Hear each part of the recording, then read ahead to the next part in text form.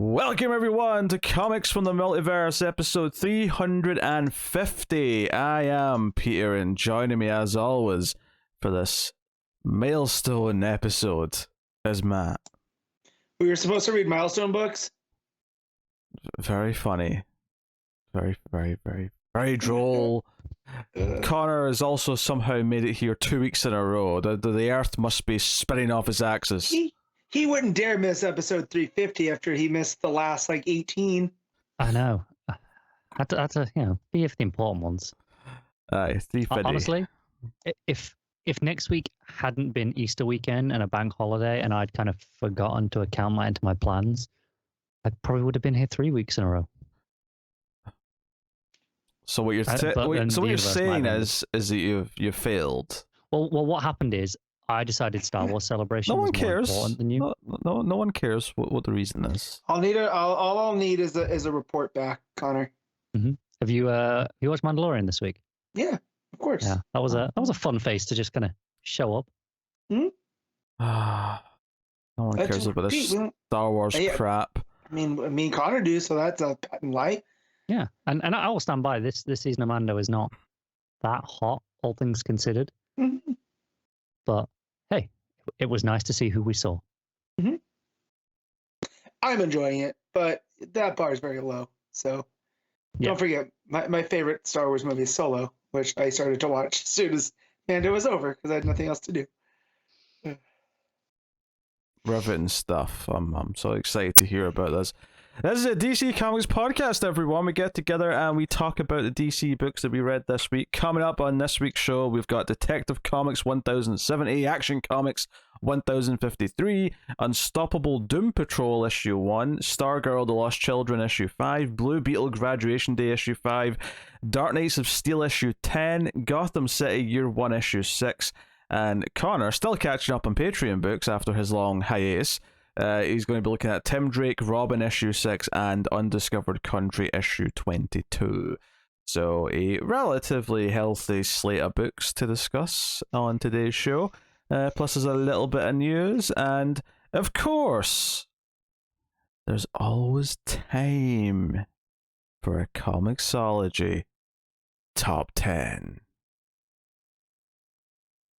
I then put the usual volume on it because I've been up since early this morning. I am sleepy as all hell right now. I am driving on autopilot. You should have got a coffee like me and Matt did. I do not. Coffee. Remember Connor didn't drink coffee? Detestable. Yeah. This is great. And then I couldn't. And then I had to stop drinking energy drinks. Mm-hmm. And I needed my caffeine fix, so I forced myself to like coffee. Why did you need to stop drinking energy drinks? The taurine in them gives me heart palpitations. I can have there's now a couple of energy drink brands that do just like high caffeine but no taurine. I could have those, all right. Oh, okay. Like all your typical ones, your Red Bulls, your Monsters. Yeah. Yeah, all those have like taurine in, and yeah, it screws me over. Oh, okay, interesting. Never take pre-workout, Connor. No, I had no intention of. That would mean I would, in theory, be doing a workout. Why would I do that? Well, you like to run. Some people take it before their runs. That's just, it's a casual run. It's a light jog. Yeah. Yes, but coffee is disgusting. I will never, ever, ever touch a single drop of it for the rest of my entire life. Thank you very much. That's a lie, because if someone gave you enough money on the stream, you would make coffee and drink it. No. Yeah. No. You're telling me you wouldn't drink a cup of coffee for 100 quid? Someone went, here's 100 quid in cash right now. Not for 100. And here's a Costa coffee. You wouldn't drink that for 100 quid. I don't think I could. I think I'd abandon after the first sip. I don't think so. We'd get you a good one in there, a nice balanced roast. For 100? Come on, at least 1,000 maybe, but not 100. No. This isn't something that's going to harm you.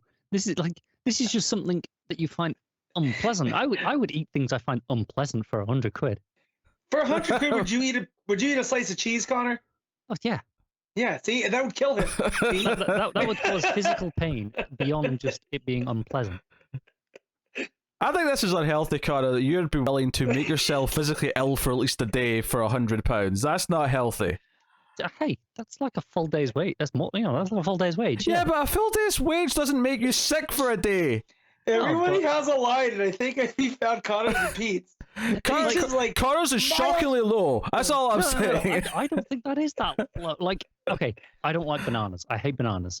Yeah. You tell me, 100 quid to eat one banana. Sure, I'll get over my dislike for 100 quid. That's the same with coffee. It's not going to hurt you. The example that was just given to you, though, is something that's going to... You got ill for over a day because you ate some sour cream flavoured Pringles. I ate a full tub of those. That was kind of on me. I was drunk. I was drunk, and I forgot that I couldn't eat them, and they were there. I mean, where does this end? Like, teared Connor down a gallon of milk and you'll get 100 quid. Connor, that's the equivalent of someone being allergic to shellfish and went, yeah, I cleaned up a shrimp cocktail, no problem, but I was drunk. Put me in the hospital, but man, it was good. Well, no, but here's the thing: it's not severe enough to hospitalize me. It won't kill me if I eat it. It'll just be painful and unpleasant for. Connor will go to a cheese buffet and clear the table for a tenner. Yeah. I'm not that cheap. I can't believe you wouldn't David, drink coffee. I know you're listening. Let's sort this out to make Pete drink coffee. Or next time he's in the States, this is what we're doing. Hey, if you want to finance it, Matt, by giving me an obscene amount of money to drink a coffee, you can make it happen, I suppose. But I gotta talk to Tim. I'll only do it for a high price. Everyone's got their price. All I'm saying is, I have paid people to drink things that shouldn't be drunk for less than Pete would drink for a cup of coffee. I know what I don't like. Like, coffee's not even the thing I hate the most. If we start talking about eggs, then like you can't afford what it would take to make me eat an egg. So you wouldn't down a raw egg for 100 quid? No, not a chance. I wouldn't either. That's a texture thing. Not a chance. There are things that are not supposed to be eaten that I would rather down first than down an egg. Talking about all eggs, so even like scrambled eggs, omelets, you're out. All of it disgusting. Don't want any of it. Wow. Insane. You're also the weirdo that thinks peanut butter and jelly is gross. So, I mean, I'm not the only weirdo. I think you'll find a lot of people that are outside of your country probably think that's a bit gross. Not all of them, but... Connor, where do you stand on peanut butter and jelly? I've never had it because it's just not really a thing. That's so weird. It's not something we do. That's so weird. Beans with breakfast, but not peanut butter and jelly. There's entire regions of America that don't even put butter on a sandwich, so don't even... No, to be fair... What? That is weird, but you also get that in some supermarket meal deal sandwiches here. Some of them will use like mayo instead of butter. They're like, well, it's got mayo, and you don't need butter. I'm like, yes, you guys put butter on your sandwiches and a mayo? No, I put both on. I would never put mayo on anything. Mayo's disgusting. Mayo's more disgusting than coffee. What's a sandwich I'd have? Like, right, so I got some leftover roast chicken. I'm going to make up a sandwich with it. I'm going to put butter and mayo on that. I've done a show with you guys for nigh on 10 years, and this is the first time I'm learning about the butter thing. What do you mean? This is fascinating. Of course you put butter on. That's the main thing you use butter for, is sandwiches. No, butter goes on toast, my guy. Toast is still a sandwich. No. Toast by itself is toast. I had this argument with James one If time. you have two slices of toast and a filling in between, it's a toasted sandwich, but it's a sandwich all the same. Only if you put a filling in it. Right, but so if I just pop 2 slices of sourdough in and put butter on that, that's toast. Yeah. Okay, But fine. also- That's just toast. So you don't put butter on your sandwiches ever? No, mayo. Mayo, mustard, meat, cheese, lettuce, we're good. And then, I mean, if it's an Italian sub, you go with the sauce, you go with the oil and vinegar. This is insane. I could not be more disgusted by the list of things you just described Like, to don't get me. me wrong. That sounds great. It's great. I'm all down for that. Yeah. But you start with butter. Oh Or in my goodness. case, shitty sunflower spread.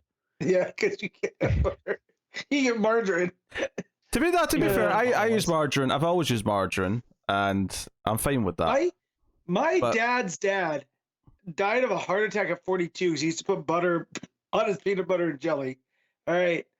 Well, I wouldn't didn't know put. this was a Come thing. on, I wouldn't put butter on a peanut butter sandwich because the peanut butter's already kind of buttery. It's already kind of got the right Right. texture. You don't need to have butter as Oh well, my goodness. right? But a regular sandwich, and by a regular sandwich, I mean something with meat and lettuce and whatever, Mhm. right? A typical sandwich. Could be LT. Yeah. Yeah, there's butter on that. You always put butter on that.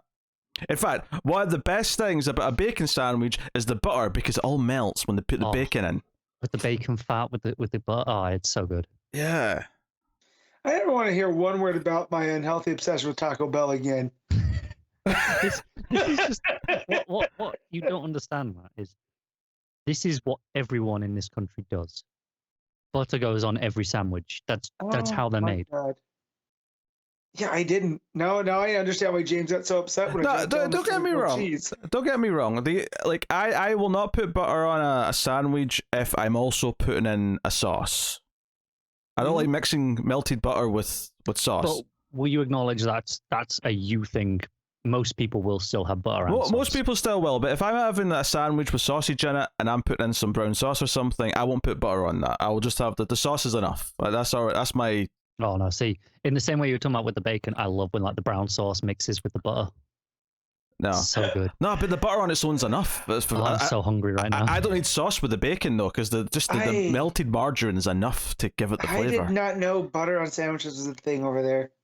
It's literally like if you asked me what the key ingredients of a sandwich were, I'd say number 1 bread, number 2 butter, then third whatever else you put in. Filling of your choice. Yeah. I am shook.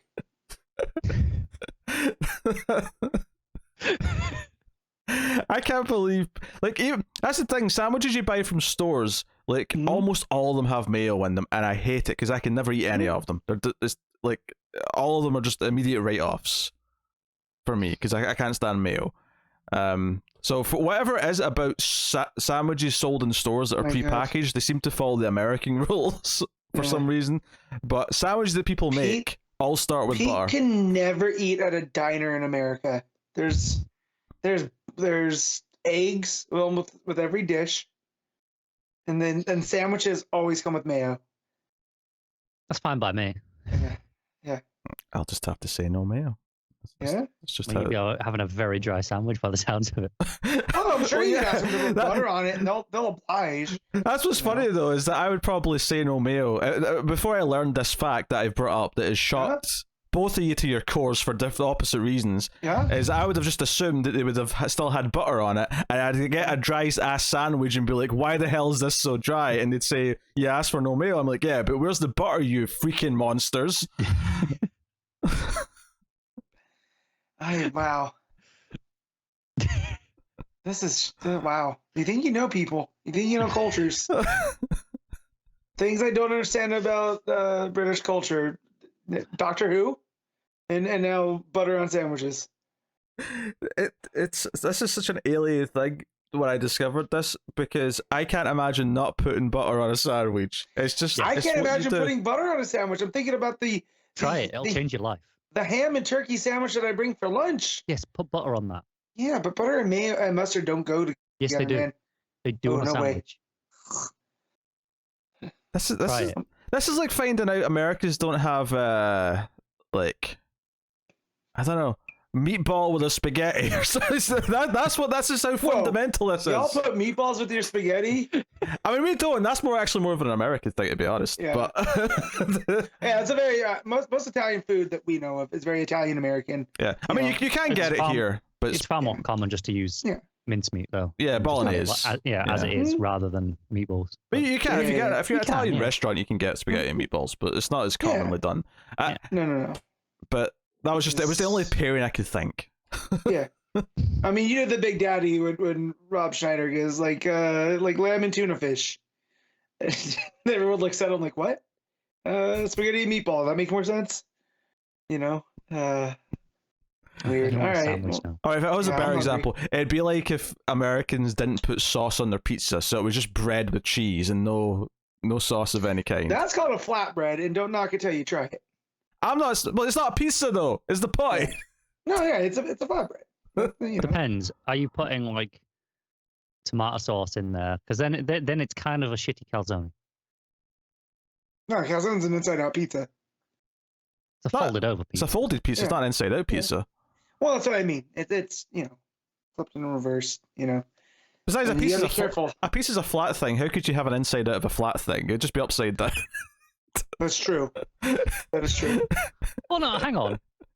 Inside It out. If would you, be cheese on the outside, which it already is. So you're putting cheese on the inside. Yeah. No, It's like a double negative equals a positive. No, if anything, inside out pizza would be cheese at the bottom, like so bread, then cheese, and then sauce on top. That would be an inside out pizza. Yeah. That's a monstrosity.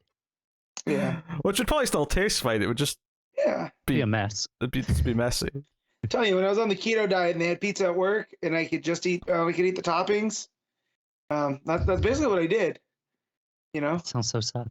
It was. Don't ever do keto, guys. If you're listening, unless the doctor puts you on it, it's not good. All right, Americans. I'm sorry for your inferior sandwiches. I don't know. Like now, whenever I hear in a movie someone's making a sandwich, I'm just going to think I'm just going to be a little sad inside because I know that the sandwiches is compromised. Y'all put butter on your burgers. No. Okay, because the burger's a sandwich. No, a burger's a burger. A burger is technically a sandwich. Yes. So I'm just making sure. But it's a separate category of sandwich. Yes, but you wouldn't put butter on it. It's not treated the same way as a sandwich. Gotcha. All I hope is that one of the numerous Americans that are listening to this right now tries butter on their sandwiches and realizes, the superior way. If it comes in a burger bun, there will be no butter. Yeah. Gotcha. So, yeah, it's not like you go to McDonald's and they're all spreading butter on the... Well, I mean, that's different. I mean, McDonald's burgers also don't come with mayo, like traditionally, right? That's mustard ketchup. Which is why they're one of the best burger fast food places, because you don't have to tell them no mayo. It's great. Right? You can ask for mayo if you want it, though.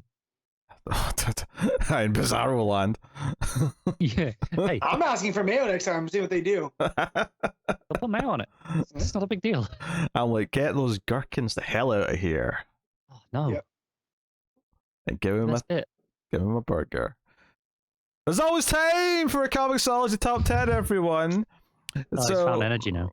Yeah, let's talk about this week's top 10. We're looking at the top 10 as of right now in ComiXology, which is basically just Amazon's Kindle store page, and we will see what's what. So, what do we think number one was from Tuesday, which is all the DC books? From Tuesday, Connor, you go ahead since you won't be here next week. Thanks. I'm just gonna go with tech because it's the boring, easy answer. No, it's not Detective Comics. I'm gonna go with Action Comics. It is Action Comics. Really? I thought if it wasn't tech, it would have been Doom Patrol. Yeah, 1053. Number 2 is Dark Knights of Steel, issue 10. Tom Taylor. Number 3 is Unstoppable Doom Patrol. Number 4 is shockingly Lazarus Planet, War of the Gods, whatever it's called. So issue that's 2. all more than Detective. Number 5, Detective on Comics. ComiXology. Yeah, but that's still Honestly, Ramby's insane. Detective's been a little in the middle of these top 10s for a while. It's been hovering around 4 and 5 every week, shockingly. Yeah. And I'm just hoping people are buying it physically, which I do know they do at my shop. So Yeah, as far as these top 10s go, it does seem to be a little under what the previous run was doing. Are you on the UK top 10 here or US? US. Okay. No, US. I don't know if there's any real difference between the two, but I think usually you'll see one or two things are swapped around, but that's about it. Number 6 is Stargirl and the Lost Children. Number 7 is Waller versus Wildstorm. Number 8 is Gotham City Year 1. Number 9 is Tim Drake Robin issue 7. And number 10 is Blue Beetle Graduation Day. So, yeah. Interesting slate of books there. Some things maybe around in a slightly different order. Honestly, I am kind of impressed that Doom Patrol is actually doing better than a few of them. I'm happy it is, but I figured it would be. It's an issue 1. Those tend to do all right, and I think Doom Patrol have a significantly higher popularity now after the last few years thanks to the show. Even if it's not a huge boost compared to what it was, it's definitely more awareness. Yeah, from the fact too that it's essentially the TV show team, right? Which is More or more the less. Yeah. which is more traditional Doom Patrol, right? Um, but yeah, they are in the pop culture. Well, just vastly it's now. the traditional team with two new characters being introduced in issue Right. 1, which we'll talk about later. Yep. So yeah, there's that. And then just outside the top 10, you got Harley and the Punchline book and whatever Interesting else. that Harley's so low. It's Yeah. It's I think been the that new way for creative team, ages. so- It's been that way for ages. The running theory we've had here is that it does well physically because of all the variants, but it's not actually selling that well just in general. You know. Yeah. It's possible. Like I say, I'm surprised more on this one specifically because it's the new team taking over. Mhm. However, I can see also that maybe this is one that sells really well in bookstores because I think that a lot of the Harley Quinn audience are in the bookstores. But it's also worth mentioning Tini Howard is also on Catwoman, and Catwoman's not been ranking high either. And I also suspect that that's doing well in physical because of the variants. It's very possible. But again, in Teeny Howard's defense here, not in defense of any of the writing, I've not been reading it. Right. Catwoman has not really sold well ever, really. Like that period that we had under Ram V where it was selling pretty well is like the best it's sold since like the start of the New 52. Well, it's kind of interesting then that they keep letting it go. Like, you know, it's not just getting minis like some of the other books. It's just I think it sells just about well enough to justify having an ongoing, but it's never like a top seller. Yeah, it's interesting. We'll also look at Wednesday's books, see what's in the top 10 for those as of right now. Any guesses for number 1? I'm looking. I don't see any Sins of Sinister off in the first couple rows. That may be So finished, Matt. I don't know. Yeah. I have no idea what came out. I didn't think to look. Yeah. Let me get it up. No guesses? Could be Daredevil. That usually sells all right. It's not Daredevil. I'm gonna guess Deadpool. And it is not Deadpool. Is it whatever this dang. X-Men Unforgiven is? Number 1 is Something is Killing the Children, issue 30. Hey, good job, Tynan. Huh. Yep. And maybe the first time since we've started doing these specific top 10s of the 2 different days, the top 2 are not Marvel. Number 2 is The Ambassadors, issue 1, which is the new Mark Millar book with Frank Quitely. Wow. So yeah, 1 and 2 not Marvel. That is a rare sight on the Wednesday book. In fact, number 3 is Sabretooth and the Exiles. So there's your first Marvel book. And shockingly, number 4 is also not Marvel. So that's 3 out of the top 5 are not Marvel, which is rare. Number 4 is Mighty Morphin Power Rangers Teenage Mutant Ninja Turtles 2 issue whatever we're on. So issue 4, there you go. So yeah. Very interesting. That's crazy. Yeah, number 5 is Avengers Beyond. Number 6 is Betsy Braddock, Captain Britain. I guess that's just who Captain Britain is these days. I mean, it's his It's been sister. for a while. Yeah. Number 7 is Daredevil, issue 9. Number 8 is X-Men Unforgiven. That's the Tim Seeley book. Number 9 is Thor, issue 32. And then number 10 is Invincible Iron Man, issue 4. Is that still the same team as before? No, it's not. Okay. No, Jerry Duggan's on it now. That Deadpool book that someone guessed is all the way down at 19. So Wow. yeah. Well, Is it's there anything in else that's not Marvel kind of up in there? There's a few non-Marvel. There's a couple of Star Wars books, which I guess is still technically Marvel, but you know what I mean. There's a Jason Aaron book, Once Upon a Time at the End of the World, is at number 14. It's great around. Yeah. There's a Star Trek Strange New Worlds comic just before Deadpool. So yeah, there's a few things kind of sprinkled. Yeah, fair enough. Yeah. But hey, 3 out of the top 5 is pretty good for the indie stuff, to be honest. It's very good. And do you know what? It makes me wonder if maybe there are more people shifting away from buying Marvel and DC books singles that way and shifting towards the subscriptions and just kind of being behind. And that's why maybe the indie books, which aren't part of those services, kind of get a chance to shine a little bit more. Maybe. And they also tend to be not cheap, but like they're mostly still stuck at $3.99 unless they're a special issue or something. Whereas Marvel and DC are gravitating more and more. I think most Marvel books are still $3.99. To be fair to them. Looking at it, I suppose you're right, but all the top ones on the Comic Geeks are so. Yeah. For Marvel. They definitely go through periods. Certainly when they have event books and stuff, they tend to try and gouge those a bit. Yeah. But Yeah. I mean, it's still nothing egregious as charging way more for that Joker book. Ugh. You know? Oh, sure, yeah. Yeah. Well, that was just highway robbery. I mean, the first one I see that really stands out is the Venom Lethal Protector 2. Number one, which is $5, it's $4.99. And then they had that special that it's Geoff with Geoff the Landshark. Is that just collecting the? I think so. Stuff? And that's $6. So, but I think it's just like it's the size of like a typical one shot. So. Yeah. Okay. The Venom book does seem to be slightly longer as well. It's listed as 36 pages instead of the 28 that everything else is. Right. So. Yeah, that's fair. Okay. Well, there you go. There's the top 10s for the week. So we can get on to the little bit of news that we have. So we have one comic thing that's actually very last minute, because this was just something that popped up today from WonderCon, I believe. And this is the announcement MegaCon. of...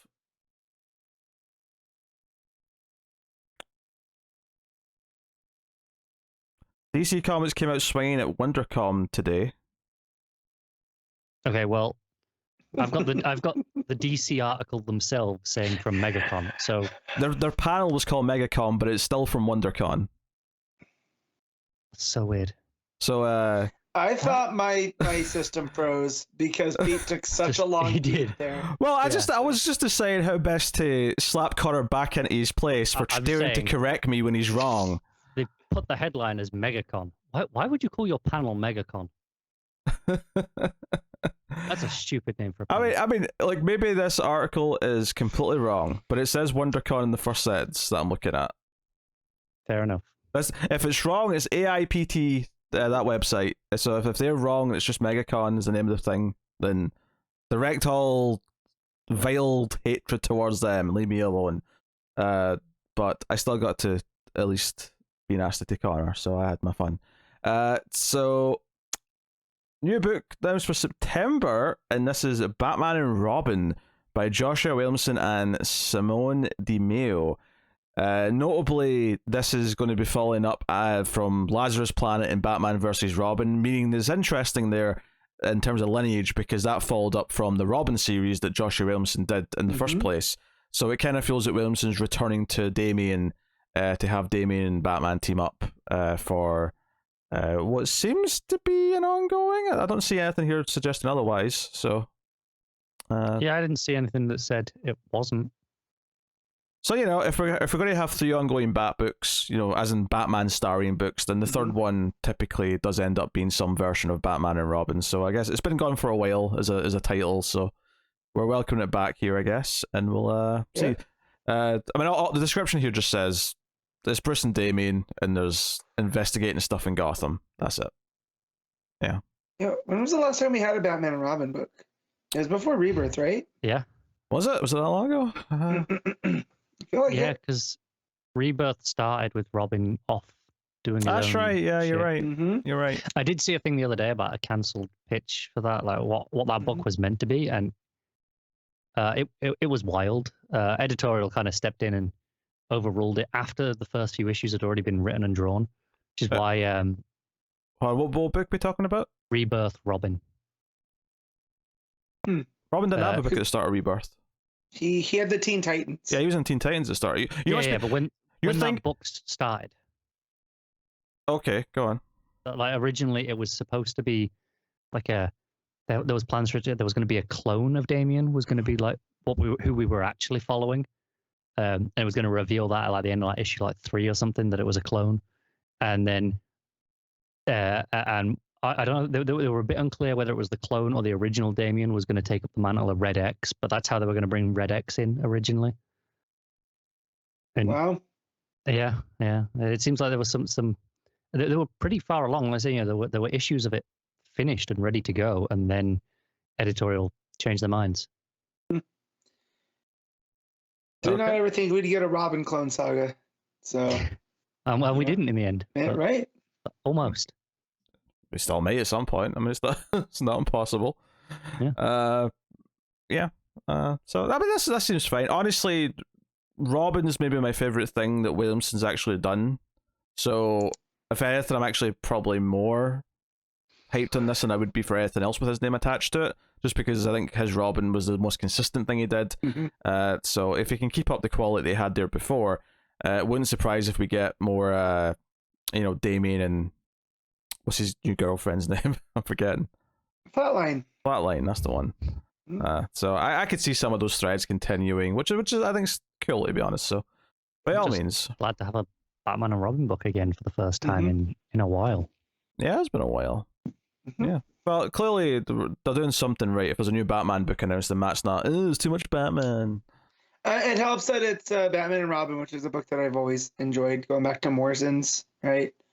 And then it's Williamson, who I love. So, Yeah, it's the natural third Bat book. It's when they try to add a fourth and be like, oh, we've got a Batman the Dark Knight book coming as well. Yeah, or, Streets of Gotham, or... Oh, Streets of Gotham is great. I'm not going to... No, I'm just talking a title like that. Something that's superfluous to, we don't need Batman in that one. If it's a Streets of Gotham book, I like it when it's centering on different characters, not just Batman. We really didn't need the Dark Knight one. That was just so they could have a Bat book every week. Yeah. Yeah, Streets of Gotham actually is a weird comparison to bring up to me, because that essentially was the Batman and Robin book. Well, not really, because there was also Grant Morrison's Batman and Robin, but it was... I don't know. Batman and more Robin. But that book was better than what was going on in regular Batman or Detective at the time. Like that was like, you had Batman and Robin, and Streets of Gotham was the second one you should have been reading. The Streets of Gotham, the Paul Dini one. Yeah, that stuff was great. Yeah, that was good stuff. Yeah. So anyway, the other news pertains more to the movie stuff. But interesting tidbit came out this week that Mike Flanagan, who's done a lot of horror stuff at Netflix and various other projects, he's actually under a deal at Amazon right now, so I don't know if Amazon would have been involved with this as well, but apparently he pitched a Clayface project of some kind. It wasn't entirely clear if it was a show or a movie or whatever it was going to be, but interesting that the Deadline article that revealed this news, they kind of just dropped a little interesting tidbit that one of the reasons why it might not go anywhere is because Clayface is attached in terms of being used for the Batman Part 2. Meaning that the Matt Reeves Batman sequel that we're getting in a couple of years is a very good chance we're getting Clayface in some fashion in it. Which is interesting because it's not exactly... I mean, the first movie didn't have any characters that were overly supernatural or had powers or anything like that. It was all more relatively grounded stuff, although I would argue the tone of that world felt a bit more inviting to some of that stuff being introduced than the... I mean, just the whole concept of Riddler is like this elevated version, that was so kind of grounded. Yeah. So I could see a version of Clayface like that where they maybe take a little bit of liberties. Maybe he's not a big giant clay monster. If he's not a big giant clay monster, I'm not interested. Yeah. But, we'll see. I was just saying in the sense that it feels more pulpy than Nolan's Batman did, so it feels like it's more welcoming to that stuff. It is interesting, though, there's no guarantee of what type of Clayface it'll be, and it was pointed out when this news broke that originally Clayface from the Golden Age, which was still Basil Karlo, was more of a master of disguise who killed people than he was a shape-shifting... he put on disguises, but he wasn't the shape-shifting monster, so... And he wore a clay mask, like a hardened clay, and that's where he got the original name from. So, I'm glad the DC took it the zany way and made him a big giant clay monster, right? Yeah, but that's the thing. Even if they do that version in a movie, it's still based on something from the comics, even if it's not the one that we're all familiar with. It is, but it's not a super interesting choice to me to do that. That's like the same thing as. People going back, well, you can find early issues where Batman used guns to justify that. Oh, sure, yeah. That's kind of what that feels like to me. It just kind of depends what version appeals to the people making the story more than anything. Yeah. I mean, do I want a big clay monster version of Clay? Yeah, I do. Of course I do. But if they give me something that's a little different, because the Golden Age one sounds a bit more like Darkman, but villainous. Right. Yeah.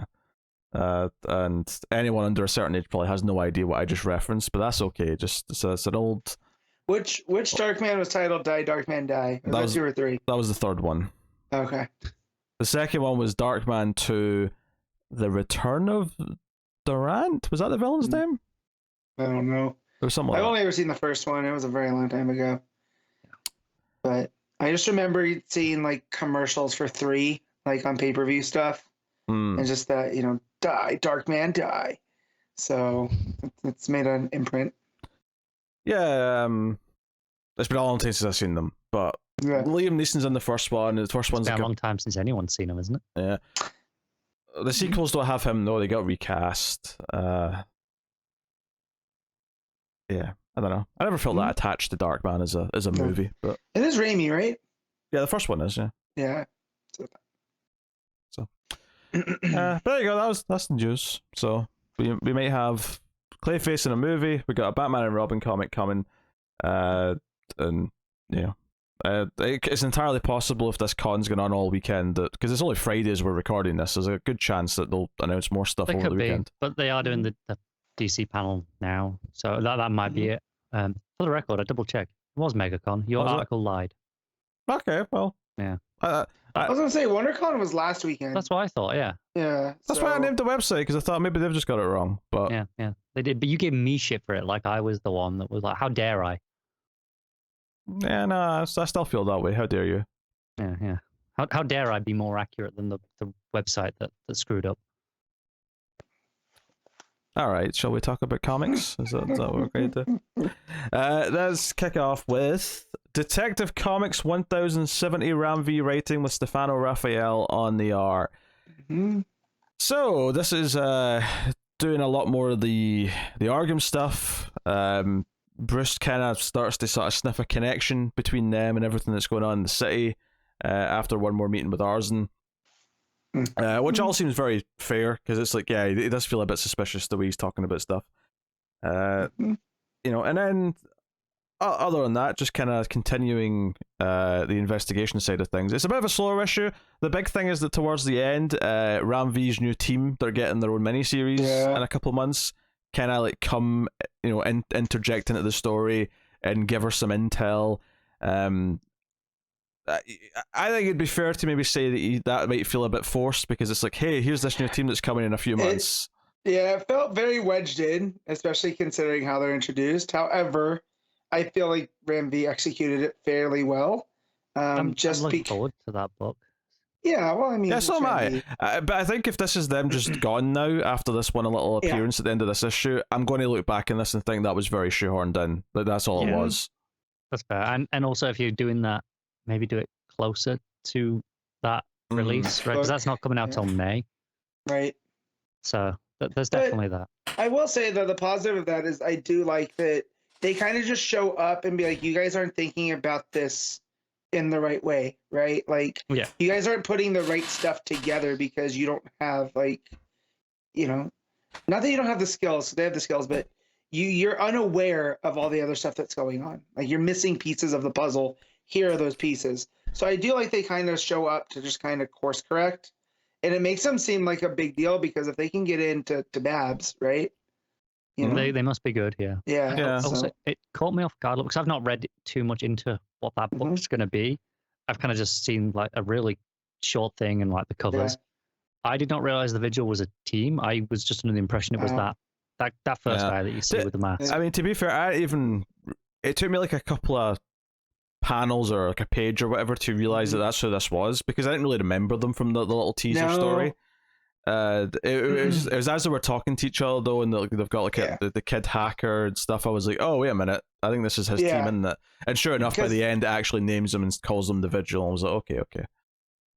Yeah, when the electrical guy shows up, I'm like, oh no, Babs Goose is cooked because this is the Orgums, and then I remembered that guy from the Lazarus Planet short.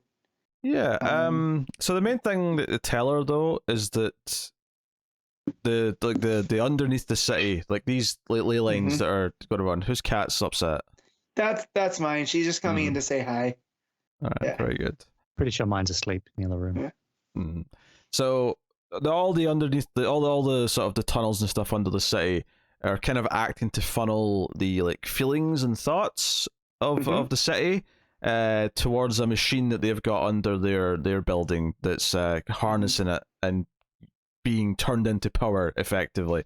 So obviously it's a pretty interesting idea that they're prodding here, which I did like the way it looked like like a head yeah, under the map. Yeah, that was all right. well, I also like that they bring in Thelema and the occult side of things too. Like that's a very Ram V doing Justice League Dark kind of stuff. So to tie it into like that kind of history, that side of darkness going on in Gotham, of course.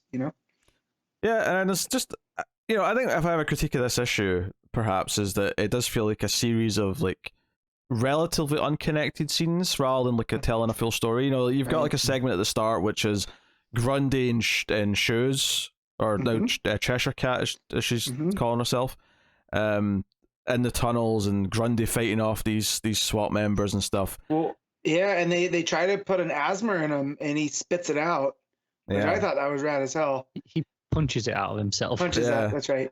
Which might end up being important later. Maybe he'll be a secret weapon against them. Well, and again, for what Grundy represents, right? If you go to his origin in the Slaughter Swamp, and like he's kind of like this dark spirit of Gotham, kind of like Ram V going like, Gotham has its own like immune system built in, right? And Grundy's part of that.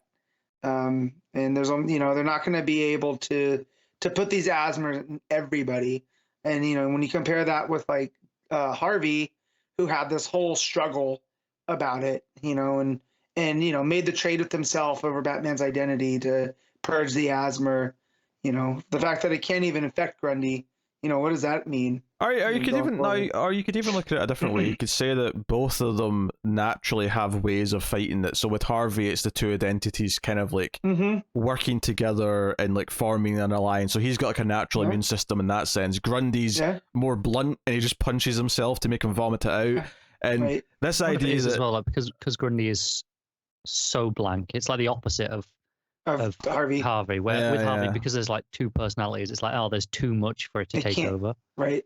But it's just this idea, much like the city, that each individual major character in Gotham might have their own defense system, their own kind of antibody way of like fighting off whatever the Arsons are going to throw at them, or the Argams, I should say. Arsons just the one guy. So then there's like Bruce at the his parents' gravesite, questioning if he is doing more harm than good as Batman, and talking about his history and all that. You don't quite see the pearls dropping, but you do see a couple of panels of him in the alleyway. But him walking away with the Bat Monster is definitely a new image. It's definitely a very symbolic kind of look of like, okay, and at that moment in the alleyway is when he really accepted the inner bat, even if he didn't know it yet. He didn't ascribe the idea of a bat to what he was feeling yet. But no, but that was the first feeling of him wanting this, vengeance for his parents. Yes, but in hindsight, it's kind of. But the idea has been approached before, is that Bruce Wayne, as he was, kind of died in the alley with his parents, and that's when Batman was born. Yeah, and I'll be honest, when we got to the him talking about the alleyway and the pearls, I was like, oh no, Ram V, you're better than this.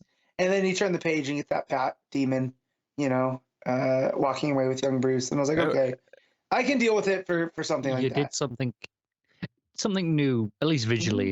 Even if, like you say, thematically, it's kind of the same old ground, but it looked cool. Well, and it fits in with the story of Gotham that Ram V's saying, telling of, Gotham has this way of watching out for itself, and this Bat demon embraced Bruce, whether, because this happened to him, had this happened in Metropolis, that might have been something different. I've been reading The Cities We Became recently. I think it's N.K. Jemisin who wrote that. And it's kind of like got a similar theme to this, where the idea is cities, when they become advanced enough, will like form like a physical avatar, like protect the city and stuff, and look after various aspects of it. That's very much what Ram V's kind of doing with Gotham, right? Yeah, so it definitely feels that way. It's kind of there's definitely some parallels with that. Yeah, interesting. He's paying a lot of respect to recent continuity. Brings up Bruce almost getting married. Bruce sort of thinking about that, and that he almost stepped away, and even sort of uses that as a kind of part of his prompt for like his deep thought about what's going on right now. Is this idea that Selina said, no, Gotham needs Batman, and that Batman kind of needs the darkness to kind of function as Batman. Without it, he can't really be Batman anymore. And now, you know, this is kind of that's tying into like, is he doing more harm than good? Is this darkness is this just all a net negative, effectively? Yeah, it's really, a lot of it's going back to that conversation with Gordon in, I don't know if it was the last issue or the one before. Yeah, it's the last one. Yeah, where Gordon's like looking out for it and like, hey, someone's got to look out for you, you know, as someone behind the mask. Yeah. But is that kind of, you know, has he got, you know, too much of a family now, so to speak? You know? Yeah, well, actually, my pitch there after that scene, which I thought was great, was that Bruce finally tells Gordon who he is, and Gordon effectively fulfills Alfred's role going forward. As his confidant. Yeah, I mean, I'm not necessarily betting anything that's going to happen, but it felt like such a natural like way to go, given, you know, losing Alfred, Gordon's kind of like being there to patch him up recently. I don't know. And I think, you know, I mentioned it before, but I appreciate how much they've stuck to not having Alfred at this point. You know, obviously there's always time; it'll always come back at some point. But like, there's always an Alfred from another universe that could pop in quite easily. Yeah, but it's taken longer than I thought it was gonna, and I can respect that. Oh, and it makes that death feel important, right? Because it's had these echoes and ripples more so than it ever did when we actually read it. Do you know what's funny though? Because that was like what, 2018. It's actually been like almost 5 years. Yeah. Oh my goodness. If you told me that time, we'll go 5 years without Alfred. Yeah. I'd have laughed at you. Yeah. Well, but me and Pete also talked about too. We're getting these different Alfreds in different universes. You know, like in Dark Knights of Steel, in the other one, War of the Dead Gods, Deceased. Yeah. You know, so it helps that there's a character fulfilling it. Even in Batman proper right now, there's like a multi-universe story where he's in a different Gotham and there's an Alfred there. Like, you know, they're definitely using the image and like the idea of Alfred across the table. At least in the you know, main continuity stuff, they're still playing with the fact that he doesn't have an Alfred. Now, if you had told us when he died that it would be gone at least 5 years, which I think that was 2018, maybe it was 2019, maybe it's only been 4, but either way, it's longer than I thought. Even 4 years feels like a huge amount of time. Although it doesn't actually feel that long. When I think about like the stories, it doesn't feel like it's been that much time since he died. That was right near the end of the King run. Yeah. And then we've had a couple of runs on Batman since then, though. Yeah, we've had several. We've had Tynion. We've had who was right after King? It was Tynion not the one right after? Yeah, it was Tynion. Was it Tynion right after? Yeah, okay. and then Williamson. And then Williamson and now Zdarsky, because Tynion was only supposed to go till 100, right? And then he decided to. Then he stayed on for like another 10 or 15 issues. Yeah, but the point I'm making is that it doesn't actually feel that long. So it's actually, if anything, the shocking thing's not so much that Alfred's still not here. It's the more shocking part to me is it's already been that long. Yeah. So. So this, I think the first thing that comes up is 2019, but still, it's been a while. Still 4 years, you know. Yeah. So. Yeah, Arzan shows up conveniently again and starts talking about the history of his father or whatnot. The bigger thing, though, as far as history goes, though, Batman goes to see Talia, and there's a lot of detail that I quite like, actually, is that he's feeling a little darker, maybe like his younger self again, because he's like breaking bones a little bit more aggressively. He's been a bit more threatening with these sort of techniques. He's more brutal. I mean, it's almost as if he's letting the shadow claim him for right now. Yeah. But he goes to see Talia, and Talia, you know, he asks about these stories. He asks about the Orgums because he's starting to suspect they're involved in something. And the big revelation here is that long ago, you know, the Orgum, who was the guy at the time who went out to like. It's kind of what Arzan's doing now, which is go out and save somewhere to prove himself. He had Gale, he had Shavod with him, and Niang. I don't know if we know Niang, but the other two are definitely been around. Yeah. Shavod's the lady with the multiple pupils. Yeah, right? And Gale's the werewolf. Gale's the werewolf. But there's a fourth, and the reveal at the end of this little story is the fourth is a young Ra's al Ghul. So we're connecting the Orgums now into Raz. Right. Which makes Which they sense always- because Talia knows about them and tried to come and stop Well- them, so it makes sense that there's a connection between them. It just felt to me like there's no way that Roz doesn't feel the organs of a rifle, right? And it wasn't just the stuff with Ubu at the beginning, right? Of this run, and with Talia trying to stop Bruce from, getting involved early on. But just this whole, the whole vibe feels very much like it would run counter to Roz's. So I like this too, because it also ties it back to the story that Talia had told Damien, that was in, issue 2 or 3 of this run, about the asthma. That's where we had introduced the asthma, and Yeah, it was like the second issue, I think. Maybe. yeah. Yeah. And it was kind of an allegory for, Bruce and whatnot. So the fact that, Roz had known these guys, and I almost wonder if if Arzen Orgum isn't just kind of a Ra's al Ghul type figure that's just constantly reborn, but not in the same way where Roz goes into a Lazarus pit. Whereas if we're playing with this concept of time and time loops and whatever, that, Arzen's, great grandfather is actually Arzen. Like, it just keeps repeating itself. Yeah. Because of this machine. I do like the idea as well that Talia is kind of the current Al Ghul for him, So she's filling that place. So which is why it can be like, oh, this can be different this time. There's some, she's a very different person to Raz, and she has her own motivations and schemes. So things could go very differently this time. Yeah. And then you get the section at the end with Babs and the Vigil showing up to tell her of all the info. So it is a little bit segmented, and it is a little bit like they just pop in and they have to look like they're even smarter than our main characters for this issue to make them seem cool, so that we'll all want to go read what their adventures are like. So it's a little surface level in that sense, but yeah, I have no problem with them being sort of teased a little bit on the run up to their book. It's just how it's done is maybe a little bit forceful. So yeah, ours pretty solid. I thought all the Grundy stuff early on looked really good. Yeah, it's a double-edged sword, because I think the art does look really good, but also I don't think it's as good as the previous artists we've had on this book. Yeah, that's fair. Because it's coming off of like Reese and Albuquerque, who I think are a little bit of a small step above this. And again, this is still pretty good. And without that comparison, probably wouldn't have even complained about it.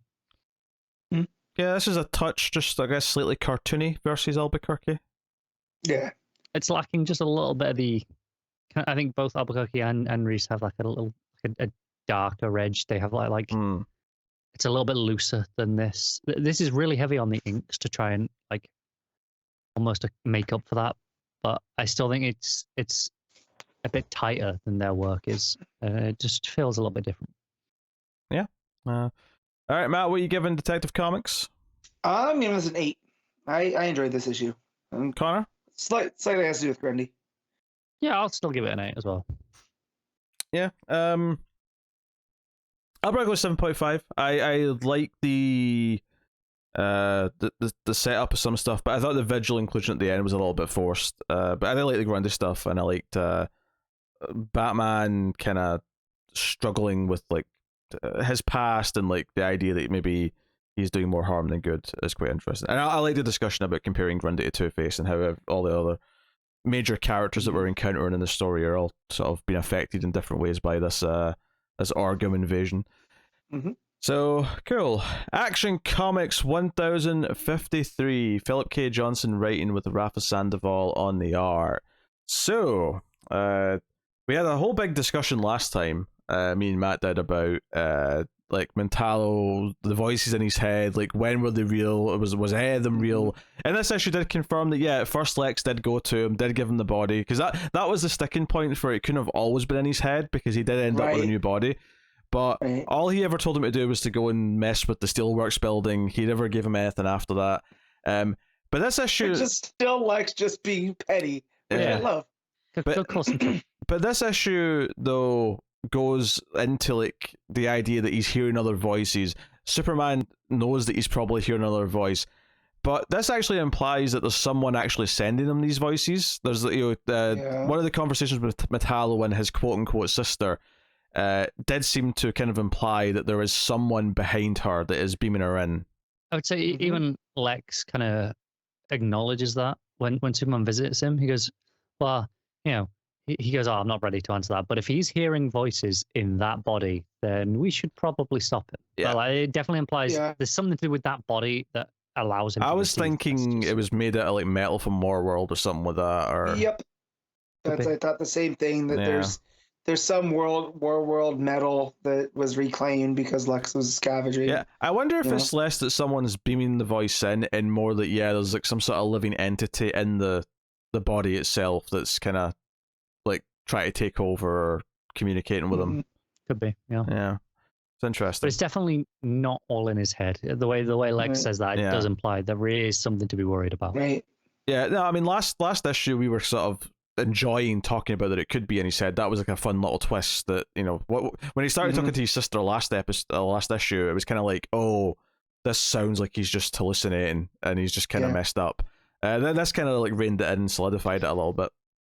The only way you could still kind of pull that is the way if Lex, you could maybe read it as Lex going, well, if he's hearing voices, that's probably not a great time for him to be mentally unstable with that new body. Although I suppose you could read it as like he knows that new body can't pick up any signals that aren't his. So if he's hearing voices, that's trouble because it means he's hearing things. Leaves either something's hacked in or he's hearing things. Yeah. So, maybe you could still read it that way if you wanted to.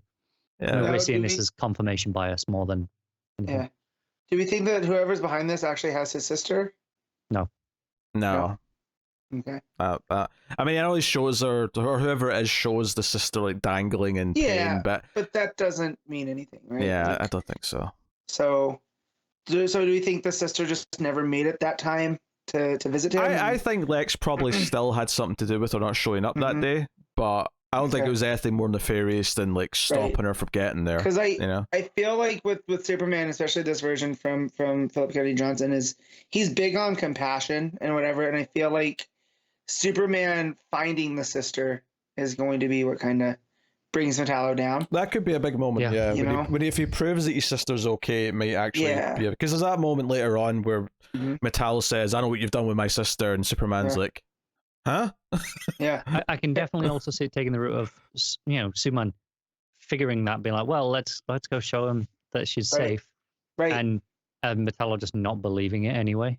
Right. Because he's deluded himself into this fake reality. It could get really dark. What if we get like an Injustice style thing where he thinks it's a trick and he ends up killing his sister by accident? Oof, rough. Yeah. That would be a little bit fridgy, so I hope not. Is it fridgy? Kind of. I mean, did we know about Metallo's sister before this? Yeah, that's what I'm saying. I don't think the character's like big enough to consider it be fridging. She's a supporting character her entire role up until this point is just purely for the sake of Metallo's like story, which is fine because that's what she was designed for. I don't know. A woman invented entirely just to give this thing for this man to kill, and then but that's not the problem with fridging though. The problem with fridging is you take a character who has enough merit on their own to want to have around. This character clearly from the first moment she was introduced is there just for Metallo's story. Like that's just a side character. That's okay. Every story has side characters. Yeah, I guess it's more just to do with the fact they haven't given it the opportunity to flesh her out more though. It's when a character, I don't know, it's a weird complaint to me because to me this is a disposable character who could kill in a heartbeat. So. Yeah, some characters are just disposable. But I feel like it becomes fridging when her only role is to get murdered to cause, the next part of the plot, right? I mean, if that's what she was introduced for in the first place, I don't think that's a problem. Right. Some characters' purpose are to just do that. That's what a red shirt is. I feel that Philip Kennedy Johnson's not that cruel, right? I agree. I also didn't even consider that was going to happen. Yeah. I'm not even insisting that it's problem. I just pondered the idea. Maybe it could. Just the fact that Superman is, and I can't remember the term from Warworld, but he is the unblooded sword, you know. So like just the idea of him going to Metallo and trying to reach through is like, hey bud, your sister's fine, I promise. And that beating, like, we clearly have a slightly different so definition of fridging here, because I would not consider that fridging if that's what the character's purpose was from the get-go. I don't think that is fridging. Yeah. Well, anyways. Yeah. Yeah. Fridging's more like, I think it's easier when you look at like a TV show or just a long-running comic where you've got like a recurring character who's there for a long time, and then all of a sudden, like, they just kill them off just for the sake of the drama for the main character. To me, that's what fridging is. So. Yeah. Well, Metallo, yeah, super creepy, right? Like that scene where he attacks the super family. It is notable as well as like based on that comment from Lex about that body. It is notable that afterwards it started to look like his body did look a bit different than normal. Like his hand looked a bit more alien looking. You know, it was still metal, but it looked like like an alien design more than typical Metallo. It wasn't like just straight up a robotic body like we're used to seeing with Metallo. Right. You know, even like the legs have got extra like spikes and jutting bits off the side. He's got like the almost wings coming out of his back. Yeah. Well, whatever he's doing, the worse he gets, it shows like the outside of his body starts to take it, right? You know, so he's starting to transform into. John, I'm looking at now the hands, the claw. It looks very White Martian. Like just in terms of an aesthetic kind of design there. Like, but it's also scary. You know, it points are scary, and But no, when he attacks the super family with those guys with the blue earthers that from the last issue, and they're just they're like these cybernetic zombie. That was pretty creepy. On them first, they attack Steel at the start of the issue. Steel, that's right. And call him a traitor for siding with aliens, and then the super family show up to help fight them back. I will say, I'm not a fan of Steel being able to just magically make his costume appear. Like I know they've probably explained it with like nanotech or something at some point. It's just not cool.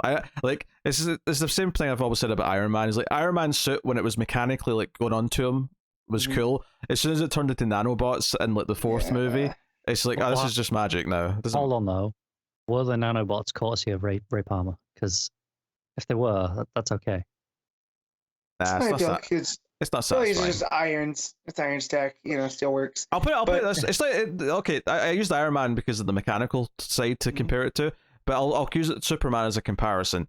Superman ripping open his shirt to reveal that his costume's just under there is always going to be more satisfying than like a magic light going up his body and turning his outfit into the suit. Always. I mean, it is much cooler. You used Iron Man, but like think about in the first Avengers movie when Loki throws him out of Stark Tower, and he uses the bands to bring the suit to him. There's more drama. It forms around him.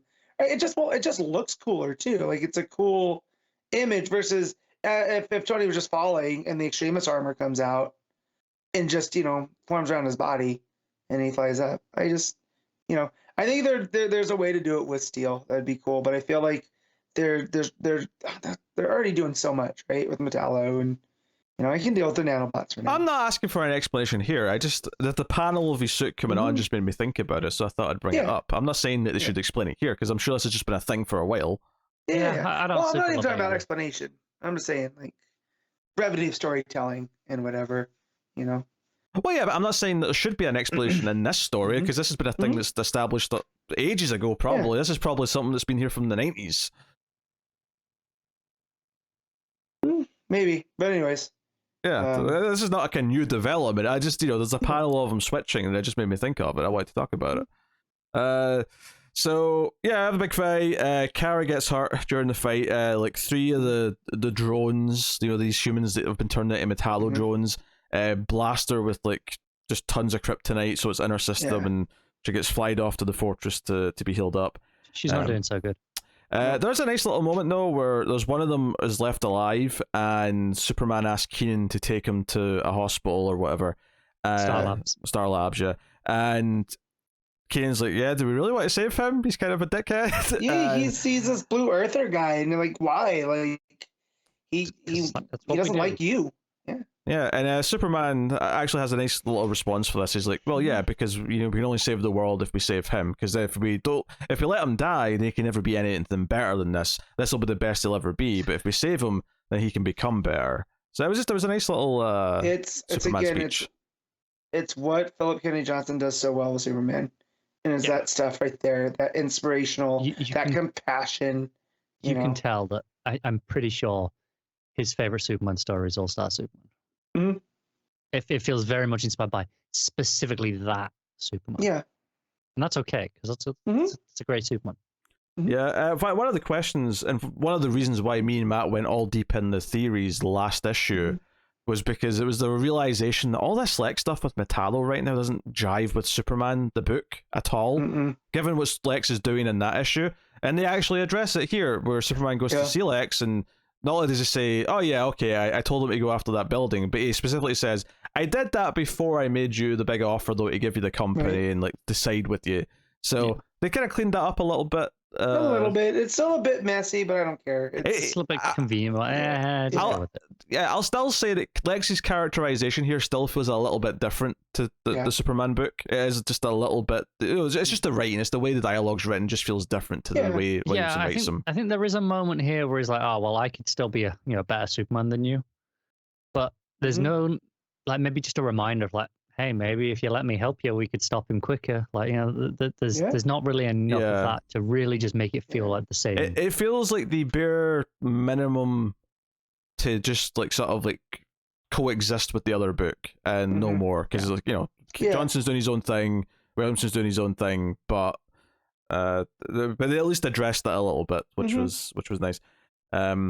So. And I have no problem with the books not really lining up at all. I can always just think that one is set a little bit after the other and just go with that. It's not just characterization. Though. Yeah, I think the only reason why this stuck out a bit more is because it was specifically Lex was in both, and it just felt like it was contradictory, which is why we thought, Lex hasn't really been talking to Metallo. And like I say, he's clearly still in the same headspace because he's in prison in both of them, so it can't be that far apart that he's a completely different man. Yeah. And to be fair, Lex was still fake in his head. No, maybe not at first when he told him to go to the building, but he was last issue when he was talking to him before he turned into his sister. Yeah. So, we do get scenes with Metallo talking to his sister, and he even basically clocks on, you're not really my sister, are you? And then shows, because he's reminiscing about their father and talking about how he became violent and the first time he held the gun and all the rest of it. They're really doing kind of a sort of Captain Cold-esque kind of bit of backstory to Metallo here in this arc to try and give you a bit more sympathy for him. And to be fair, I think it's working fairly well, because even just from the get-go, when it was he's been manipulated into doing something bad when he doesn't want to anymore, already made you kind of feel bad for him. It's kind of tragic, yeah.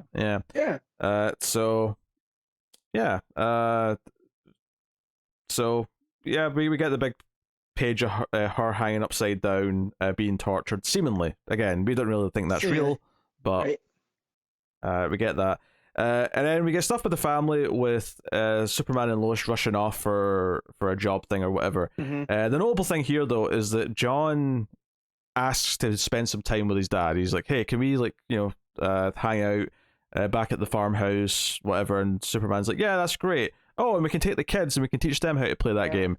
And John, that's not what he wanted to hear. He was wanting for some alone time. Maybe we know he's feeling a little bit weird because he kind of lost his childhood, a lot of it with his parents, and now these new kids are here getting basically picking up from the age he left off, funnily enough. Yeah.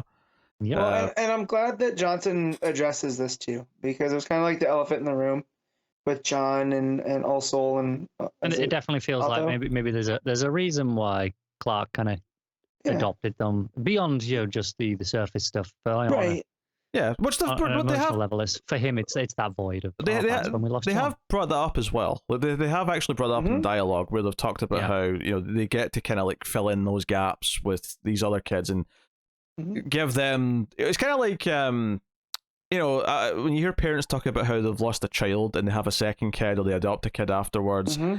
If they're in the space to do that, sometimes you hear that, oh well, we had all this love to give and that we didn't get a chance to actually do it properly, so after the pain went away, or at least we got comfortable with it, we decided we should do it again with someone else. We should give someone else all those resources that we were going to give them. So I think it's interesting on a behind the scenes sort of level that maybe Johnson's like, hey, you know, obviously he's not going far enough to undo aging up John or anything like that. I don't even know if he'd be allowed if he suggested it, but more just he was interested in seeing, you know, Clark and Lois be parents to a teenager, and kind of, you know, and that didn't get to happen in the end. So maybe this is his way of going, well, hang on, I wanted to see that. Maybe we should kind of put that in there. it's funny to me actually as well. The probably my favorite thing in this issue is you have that Superman speech earlier about saving the I don't know what we're calling those. I mean, just the Earther, I guess, the Blue Earther. Yeah, Blue Earthers. Yeah. But I was trying to think of like a fancy name for, like, you know, Metallo Light or Metallo Henchman or whatever. But Metallo anyway, drones. yeah. Metallites.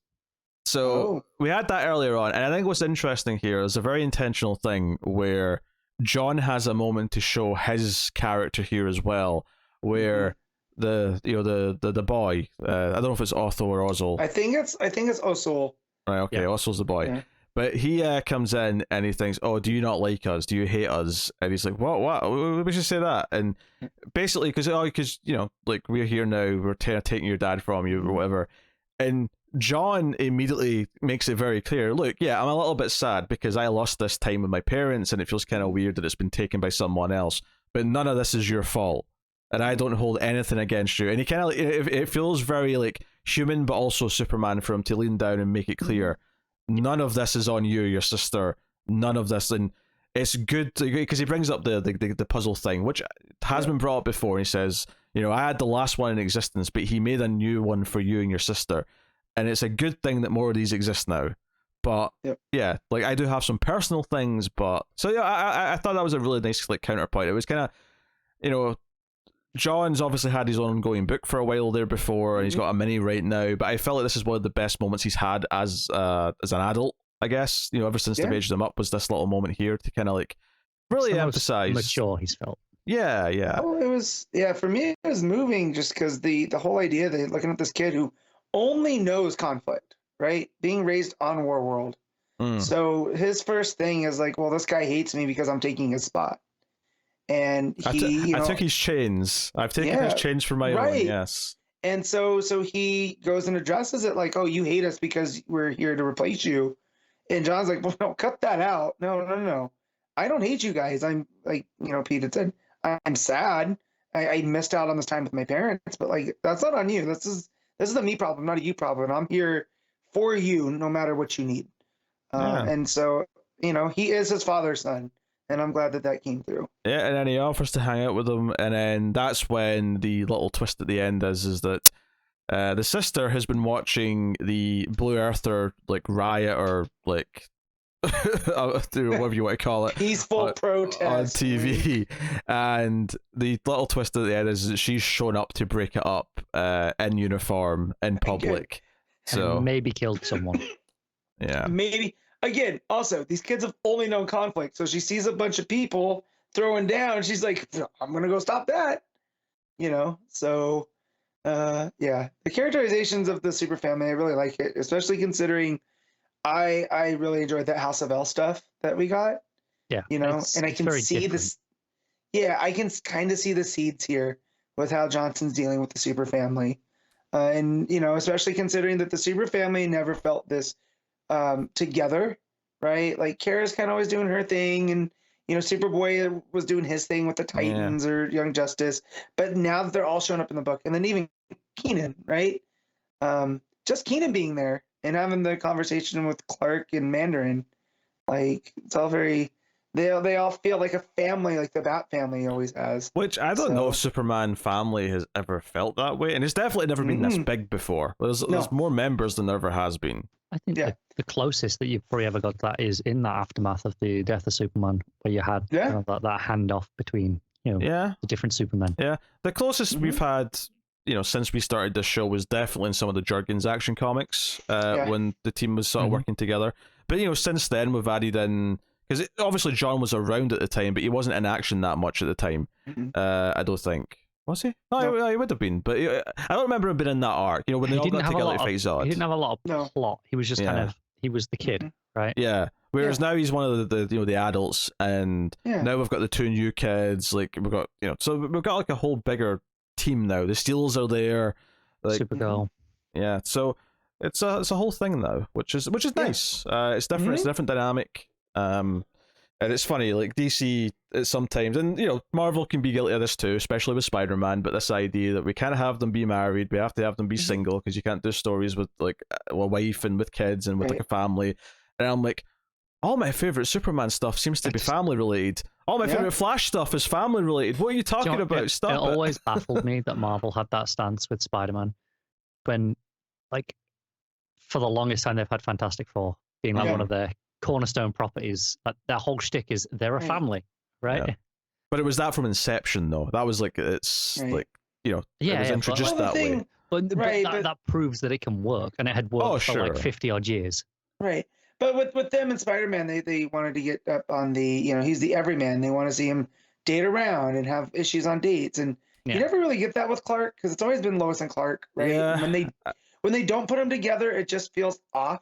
I think they didn't even... The comparison with Fantastic Four that I would sort of say is that I think the equivalent to Fantastic Four is not that they're a family, and I get why you're comparing it to that. I would say the equivalent thing to Fantastic Four would be the same reason why, like, they'll never have Spider-Man in a relationship or / marriage for too long. Is the same reason why Fantastic Four, like, will always end up reverting back to those core four members. It's kind of the same thing, where it's like, oh, it'll change to like new members for a while, and maybe they'll split up for a bit, but they'll always come back in the same way that Peter Parker will always end up being kind of single again because they want to tease Black Cat. Probably a teenager again in high school. Yeah, and they want to do all the same greatest hits again, Kind of boring. Progression's good. Progression leads to new stories. Well, I mean, we've talked about this with the Flash, right? And we get Wally and his family and Linda and all the stuff that Jeremy Adams has done. But it's fine because we've just had a decade or so of having Barry back. Right. So, but yeah, no, it was just all the stuff with the Super family I super enjoyed. I did not mean to do that double super, right? But I'm really enjoying it, and Johnson's every additional thing that he adds, I'm enjoying. So, all right, we can move on to the backup then, I suppose. Well, the first of the two backups, anyway. Which was the Dan Jurgens story with John being off with the princess and Doombreakers maybe breaking Doom. Yeah, so I went back and read the 30th anniversary special of Death of Superman, right? Because my completion where this stuff came kicked from. in. Yeah, and like all you really have to know is that right after John comes into the scene, he's learning in Metropolis. He's on a field trip, and he's at school, and his teacher's wearing an armband of from the Death of Superman.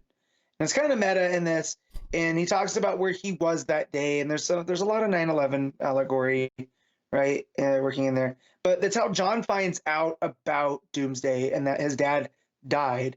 And to this kid who his dad is literally invulnerable, it's a thing that causes problems. So he ends up, because of all of this time, this guy had been exposed to a fragment of Doomsday. It starts to turn him into Doombreaker, So John goes to try to stop it. Superman has to stop him. They end up having to team up. Why Jurgens would choose to have John, who is terrified of Doomsday, take a fragment of Doomsday as like a weird trophy? Still, I don't understand. Facing his fears, maybe? I guess, but like keeping it in his like little secret clubhouse or whatever, away from his parents. It is a weird, because story, type thing. Yeah. But that's where all of this got seeded was in that part. And so now we're dealing with Fallout, which everything in these two so far in this backup is much better than the story that preceded it with Doombreaker. So that's a positive. Did that have Lee Weeks out? I believe so. Okay. I'd have to go back and look. I can't remember. So it's definitely always nice seeing Lee Weeks and Elizabeth Brightweiser on the colours as well. It's a great pairing. Yes. So and the coloring's almost like a little Francavilla in places. Yeah.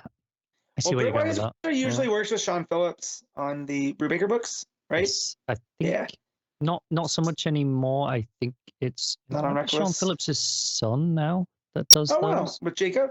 Yeah, I'm pretty sure cool. he does them now. Okay. I just remember Britt Weiser's name being on a lot of those criminal issues and on the Fade Out. I think maybe even Fatale. She definitely worked with them for a long time. So it's this very naturalistic style of coloring, and I think it fits with this tone of Superman. It's naturalistic, but with an edge of pulp. Yeah. Which I think is where the Frankavilla influence, comparison comes in more. Makes sense. That pulp side of it. Yeah, especially when there's like a dash of orange and red on an otherwise like cold page. That's very Frankavilla to me. I think as well in this where you have the kind of the bright green beams. Mm. That definitely feels like a Frankavilla sort of style. Yeah, there's the robot on the spaceship that's going to take them back to her planet, and John's like, "Wait a minute, I'm Kryptonian," and uses his heat vision to cause some chaos. However, the cliffhanger being that he's actually ruined the ship and they're falling to their death, seemingly. They're plummeting, right? Yeah. Well, while Clark's dealing with Doombreaker on his doorstep, right, while also trying to get his son, because they're worried that since Doomsday wants to kill all Kryptonians, that he'll find John, and it's the worst case scenario for Clark. Because they also make it very clear that in that 30th anniversary that Clark coming back from dying from Doomsday is kind of like a one-time deal. That it used all of that Kryptonian energy, in order to revive him. So they're basically essentially out of magic wishes. So that place comes into play here too. So they can't use it on John. No. Honestly, you could have gone with the argument of if they had wanted to keep it around as a possible thing. Yeah. You could still have gone with the argument, well, John's not Kryptonian enough for it to work on him. Right. He's still half human. Yeah. So, but yeah, I love all the stuff with the Space Princess. Like, again, it's got that pulpiness. And, it feels very much to me like this is kind of John's introduction to the larger world that his dad's involved in, right? It's not just the stuff on Earth. It's, these people seeking him out because of his reputation. And they play off each other really nicely. Yeah. Yeah, that's probably the most fun thing about it, honestly, is they're back and forth. Yeah. So, no, it was a decent, fun little backup. I didn't read the last backup, though, because I've not read any of them, because I don't like the Pete, art. are you ready? Connor, did you read it or no? I did. Am I the only one who's enjoying this? Oh, no, I am. I really love this. Okay. Yeah. The way you said that, I thought it was a... because when we get to this character reveal, I want to see Pete's face. So, because this finally reveals what Omen and not Kara, what do they give her new name? Paige? They call her Paige, yeah. Yeah, because they've been calling her, what was it, like PG, and they call her Peach, so it's John who gives her the new name. But hey, it's kind of similar. Paige, and I do like that they give Power Girl this new identity, because she is kind of like Kara from Earth 2, but not really. But so... And she talks about how, Karen's not really a name. That was just something that she used to differentiate herself. Right. It was an identity. It's still too similar. It's not really her. No. So this kicks off with, Kara. Someone's been attacking the super family and going after like their communication centers of their brain. So they, John kind of volunteers to be like, well, you can enter my brain and we'll go through this, even though I don't really need the super therapy. But he already knows, because he knows multiple languages. Yeah. It'll really help, because it'll help distinguish what exactly it's attacking them. Right. And so they're going around his brain, and this is where he has a conversation with Power Girl that, he's like, you are part of the family. And she's like, well, I've never really felt like it. And John's kind of like, well, from my understanding, you always put yourself at a distance from us. Like, we'll welcome you. And she goes, yeah, but with Supergirl around, I feel redundant. And he goes, we don't have to. And it was this very good, again, it's John being his father's son of trying to include her. And she's given him the step arm the entire time. And Omen breaks through, and they get talking about the different like language centers of the brain and how to communicate. And it's all of this subtext of like Kara's putting up her own fronts that she doesn't want to deal with, because deep down as an outsider, she doesn't really want to be welcomed. She's just bad at communicating these things to the rest of the right. Except, in this, now that she has this, telepathy to go with, because of her outsiderness, kind of, she can break down and see these core issues that, and that's how they got through with Supergirl. She saw the code, right? It's kind of like Neo in the Matrix. So when John starts, tripping out with the language center, she's able to, it wasn't like with Kara, it was like with Beast Boy, that she's able to find the thread. Yeah. And they end up pulling on the thread through John, and they find out who is coming after the super family here, and it's none other than Johnny Sorrow. Yeah, that was a fun reveal. Yeah, so they start pulling, and the art's real cool because as John's talking, they're having him focus on like stay in the dream world, but also try to be in the real world at the same time. And so John can do this with his multilingualism and whatnot to kind of confuse who's ever doing this, right? Like really focus on it happening outside, Paul doing it inside. And Paige, as we'll call her now, starts pulling on this thread, and it unravels into this face, like a laugh now, I'll cry later, like a theater mask face. And then, out of that, when he keeps pulling it, it's Johnny Sorrow. So this is continuing the Power Girl special. Yes. Not here in the. I don't know if this will if that's like before the next issue of Action. It's going to just be in the. There's a special that was coming out soon. So it's bizarre to me that that's just a one-issue special and not like a mini or anything. Well, especially that since this started in the Lazarus Planet stuff, and then it went to Action, and now, so I do hope they collect it. Because I think this is one of those stories that it has given Power Girl her own identity, and I hope that they use that as a jumping off point. And I like this writer just using this as a way to also talk about like, mental health in a way of, using superheroes to address this stuff, and because they are reflections of the readers. And obviously, in the main book, we're talking about how there's a wider super family than kind of ever before. Mm-hmm. It definitely feels like the end game of this story is to get her a bit more involved with the rest of the family, right? Going forward, which would be nice because hey, more and like I said, they're trying to make her different from Kara, well, it's not just another Supergirl, right? And long term, that'll be interesting. Yeah. So she could do with an outfit upgrade. Is what I was trying to say. Yeah.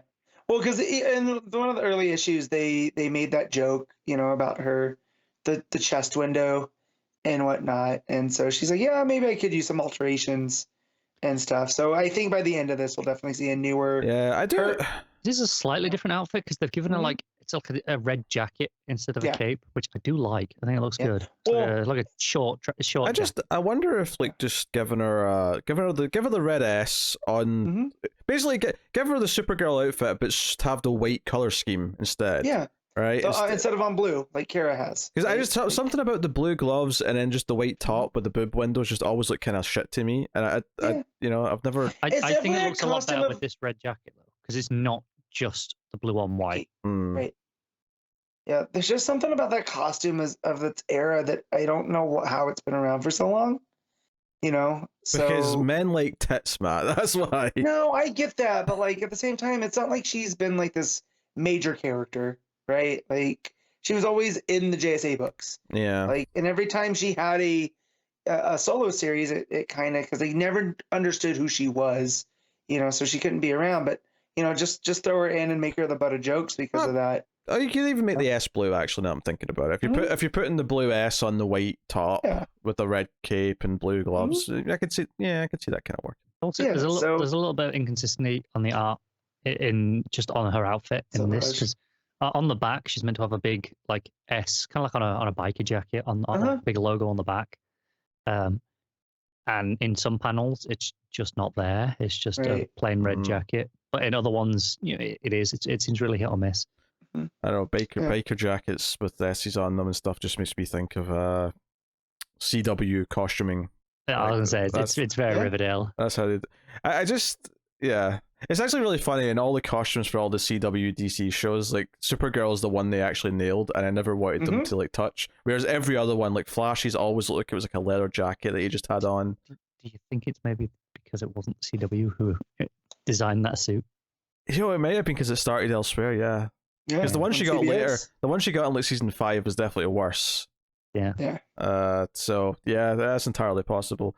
But it was just like stick to what makes it work, and it did. It was perfect. Yeah. And then he got to everyone else, and like Flash has got like this sort of buttoned up leather jacket look to his outfit. Well, you feel like because they were trying to follow Arrow's lead with the gritty, Yeah. And that was fine in Arrow because it fit the tone of that show. Yeah. But like they were just going, "Oh, this works here, so we'll make it work there." Yeah. I always thought that it looked like Flash was wearing shoulder pads. It's kind of an extrapolation of the same problem that the wider DCU had after the Nolan movies, right? Yeah. Where they were like, "Hey, that worked there. Let's take that tone for everything." Yeah. Yeah, and didn't apply it on a case-by-case basis as to what it actually needed. Yeah. So, anywho. But good. So we're done with the backup. Yeah. Yeah, I really like it. Johnny Sorrow. Do we know if this backup's being replaced after that Power Girl special, or if they're just continuing it here? I have no idea. Yeah, I don't think we know. I don't remember the solicits. Fair enough. But yeah, all right. What are we rating the book then, as a whole, Matt? As a whole, I'm gonna give this an 8.5. Connor? I'm gonna go with a straight 8, but I'm enjoying it.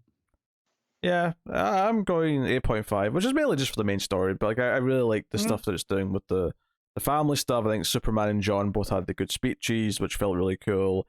And I'm liking the tragedy side of the Metallo stuff. So I mean, it's still very much a middle issue and an arc, but like all the things that it's doing are all firing in all cylinders for me. So 8.5. So cool. Unstoppable Doom Patrol issue 1. Dennis Culver writing with Chris Burnham on art. Curse. That'd be a big cool name though. That's one of those artist middle name nicknames that they'll go by. Yeah. Can you tell I'm tired, everyone? I'm just messing up everyone's name today. So like, I'm not that familiar with Doom Patrol, right? I tried to do the Gerard Way stuff. It clearly was not for me. I tried to get into the Morrison early stuff, and I got a couple issues in. It was fine, but it wasn't hooking me. So to come out on this one, and this being like thoroughly enjoyable superhero fun stuff, I was, I don't want to say surprised, but I did not expect to like this book as much as I did. I will say, I think this is the least weird Doom Patrol issue I've ever read. And that might be why I like it so much. Right? This could have been, if you told me, if you change the characters in it, but like leave everything else the same, just change the Doom Patrol characters to the Terrifics, and told me this was an issue of that book, I'd believe you. Sure, I could see that. I think you're not wrong. The way I think about Doom Patrol, Matt, is it's kind of like it's basically X-Men, but they're more weirdos. Right. Right. That's the premise. To me, it'll always hit that the flex mentallo of it all, where that man rips reality when he flexes his muscles. It's just a concept that's too out there for me to take. Like, it's stupid, and I love it. Right, and that works. I mean, that's why I love pro wrestling, right? Like, the stuff that I love in pro wrestling is stupid, and I just go with it. In my comics, though, sometimes I need a little bit of tether, and I feel like here it struck that perfect balance. It's probably the most grounded Doom Patrol. Yeah. Maybe it'll get weirder as it goes, and they're just trying to ease people into it. But definitely as an issue 1, this is very accessible. I mean, I think Doom Patrol weirdness scale. It's relatively accessible. I do think like having even just like a broad understanding of how Crazy Jane works is probably very helpful. Even though it shows are changing, but I think just having a broad understanding of it would probably just make it flow a little bit better for you. But obviously, one of her personalities is the new chief that was introduced in that short that was leading into this. The Lazarus Planet. Is that what it was in? I don't know. Yep. But yeah, so. They're in Gotham. They're looking for this new metahuman. The Lazarus Rain or whatever has made more people metahumans. And while some are becoming heroes or villains, most of them are just kind of like getting sick and causing chaos. Yeah, they're just kind of like monstrosities. And this poor guy was like tested on in a lab. He's hulking out now. I love the billboard. It's like, hey, got powers, need cash? Hit up this website. Do you guys have the JG Wentworth ads there? No, but No. Cash for Gold is definitely a thing that you see advertised. Yeah. So the JG Wentworth one is a very famous jingle. People will know. I'm not going to do it because I don't want to stick in my head, but that's what that reminded me of. It was like there's probably a jingle in Gotham that goes with this, But Yeah. So basically, they were doing experiments on this guy, and he's hulking out. The Doom Patrol are here. They're kind of talking about how it's only a matter of time before Batman probably shows up, so let's try and do this quietly. And Batman does indeed show up, a good chunk out of the issue, and sort of debates what to do with this guy. He's like, send him to Arkham Tower. And yeah, Batman's like, we'll handle this from here. And the Chief's like, no, no, think so. he won't. Our problem. We got this. No, we actually might rehabilitate him. And given the fact that on the cover he's on the team, it seems like they probably do rehabilitate him to some extent. But he's got like little monsters with him because they tried to clone some of his DNA to like weaponize it, and it kind of all started to react and hulk out together with him. So yeah, there's a lot of big action stuff. I did love Robot Man's running gag of I hate Gotham. I thought that was quite funny.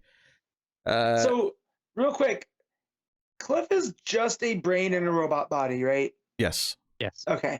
So to make sure there was no other, type things. It's Brendan Fraser's brain in a robot body, Matt. Just go with that. So, but he's essentially the Thing, but metal. Right? Yeah, kind of. Yeah. He's grumpy. I relate to him far too easily. Yeah. So, and I'm not gonna lie, definitely just hear Brendan Fraser's voice now. When oh yeah, yeah. He's taken that role now. Yeah. He has just owned that, and I definitely feel this captures that voice very well. No Robot Man, no Doom Patrol, no Oscar. Okay, that was the path. The path started with Robot Man. I'm not going to disagree. No, I think it's funny. So what's interesting though is we've got these two new characters. So one is obviously the plot focus of this guy who's hulking out, and he's like this big rock-looking monster. And then you've got Beast Girl, whose powers they try to kind of define, but are intentionally a little bit weird and vague, in that she can kind of like mess with the amygdala, but basically can like sort of make people either get upset or angry or scared, right? Yeah, basically, she messes with your lizard brain, right? Yeah, and that's the part of your brain that just goes off. But it does sound a little bit like it's not like depending on who she's doing it to, they might react a bit differently to it. Yeah, because she mentions, I can activate that fight or flight thing. Most of them will probably run. Yeah, well, because that's like case by case, right? You hit Batman's fight or flight. You're dealing with a dude that has ninja training coming at you now. Yeah, you made a mistake. Yeah. So, yeah, don't sneak into John Wick's house and use it on him because it'll go badly. That's how you end up dead. Surefire way to get murdered. So no, all that's fun, but she's got an interesting design. Yeah, the fact that she's called Beast Girl but actually looks like a amalgamation of different creatures, I really like, and she fits the vibe of the team because she's very cheerful. And her being a different color. The immediate assumption is this some relation to Beast Boy, right? In any way. Jeez, I just realized that's where he started, right? Was in the Doom Patrol. Yeah. I didn't make that connection till now. Other than that connection, there doesn't seem to be anything, right? There's no link with any sort of powers or anything like that. Is that true in comics we're talking here? I believe so. Beast Boy started in Doom Patrol? Yeah, because I remember reading that mini where he goes to try to find Rita because that was his adoptive mom. I just see when you said that, I'm like, are you referencing that weird Titans episode where Beast Boy ran into the Doom Patrol? I didn't realize it was a comics thing. In comics, very he good, did. Very good. He ran around with them for a while.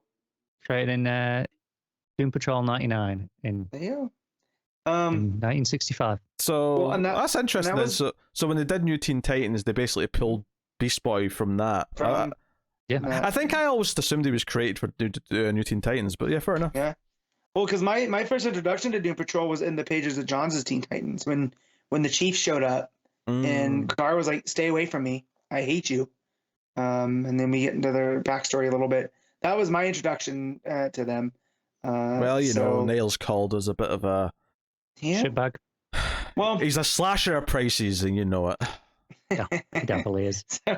So he's it sounds like he's still around, right? Because Jane's the Chief, right? That's one of her personalities. But it did seem like they were referring to the Doctor. It seemed right? like he's back at the base. Yeah, but he's no longer leading the team, so I wonder He's not in what's charge, going on yeah. there. And there's some fun Negative Man stuff. I think the art is pretty solid. It's got a pulpy feel to it, but one of my favorite things, like this is the key thing. If you're the artist on a Doom Patrol book, two things have to look good: Negative Man in the bandages has to look good, and Cliff Robot Man has to look good. Yes. And I feel like they both look great throughout the entire issue. Yeah, and Burnham has this pulpy art style that it matches the tone of the book. Like you said, Robot Man just looks like he belongs in this world. Yeah, it's very exaggerated, his stuff. Yeah, because Robot Man's proportions are like not all there. He's very barrel chested still, but which is great because that's how Burnham's always drawn Batman. right, and so like it just matches. And then his Negative Man too. There's a bit of depth to him, and there's a little bit of shadow. that. Obviously we're saying it's not that weird an issue for Doom Patrol's like standards, but there is a little bit of that weird creepiness when Jane switches. I'm calling Jane's the base. Obviously, it's one of her personalities technically, but we just know her as Crazy Jane. But when she switches from the chief character to the shy girl, and like when she removes her hands and it's like a face that's only got one eye, but not just missing another eye. She's got no other features. It's like smooth, just skin except one eye. That is like a creepy image. This was very. There was an episode of Doctor Who which did something really similar to this, and it reminded me of that a lot. It made me jump, guys. The comics don't usually have jump scares to them. This one I was not ready, right? So it got me. It was up there with the Dollatrons the first time when I was reading that in Batman and Robin. So very very creepy, very very well done. Yeah, I think we're not saying this isn't weird at all. No, it's definitely not weirder than your average. DC comic. I'll say this, like that weird. The last time I read a new Doom Patrol book, I was like, I don't know what this is, guys. I'm glad you're talking about it because this is not for me. This one, I'm like, I can't wait for issue 2. Yeah, and I think I think Beast Girl is an interesting addition because she's kind of the polar opposite of the other new guy in that she's small, furry, and kind of cute, I guess. Whereas the other one's this big rock monster who's like hulking and smashing things. Well, that's what I want to say about Beast Girl too, is that she's like this cheerful, like she brings like this exuberance to them. Like she's excited to go and do this stuff, so it brings a different dynamic to the team. I've never seen her, but I think she's reminding me a little bit of either Lilo or Stitch, whatever one looks like this. Well, she is both because she looks kind of like a smash up of both of them. Okay, fair enough. Yeah. So yeah, I do also like when Batman's trying to argue to take this guy in. The Chief's like, let's look at the Justice League for a second here. Like, you've got one actual metahuman. Every other one of you is either a human, an alien, an Amazon, an Atlantean. Like, only one of you is technically a metahuman, and he's too fast. So we're not dealing with him. We'll deal with the metas. Yeah, so it's an interesting idea, but Cliff has this big heartfelt speech that he gives the new guy. He's like, "Hey, I felt empty. I felt like I couldn't go on, and they found something for me." So, I thought that was a nice little touch as well. I had a bit of heart to it. I suppose the other thing we have to mention, well, two other things we have to mention. One is that Peacemaker is going to lead some sort of team to try and take on the Suicide Squad. Interesting how we're using him a lot more. Yeah. Oh, sorry, the Doom Patrol, Yeah. Doom Patrol. He will have some form of Suicide Squad. Is what I think I was getting at there. Where were we teased more Peacemaker? With the lady Peacemaker, where was that at? That's a good question. That was in Task Force Z, I want to say. Okay, so maybe this will tie into that. I could be wrong. The other thing we have to mention though is we get sort of separately from the rest of the plot, we get a few scenes of Mala in the brain, right? And the brain's in like a robotic ape body with Malice. Sold. Right? Done. But the big twist of this is they go to Professor something. What's this guy's name? Some other villain. Some obscure villain that I don't know off the top of my head. Who is it, Connor? I have no idea. But they go to him, and the big twist here is that Mala betrays the brain and sides with this other doctor, and actually not only betrays him, crushes his brain, stomps on the brain, like actually on his brain, and squishes it under his foot in the last The brain page. definitely has CTE. He is called General Immortus. Immortus, yes, that was Yes. it.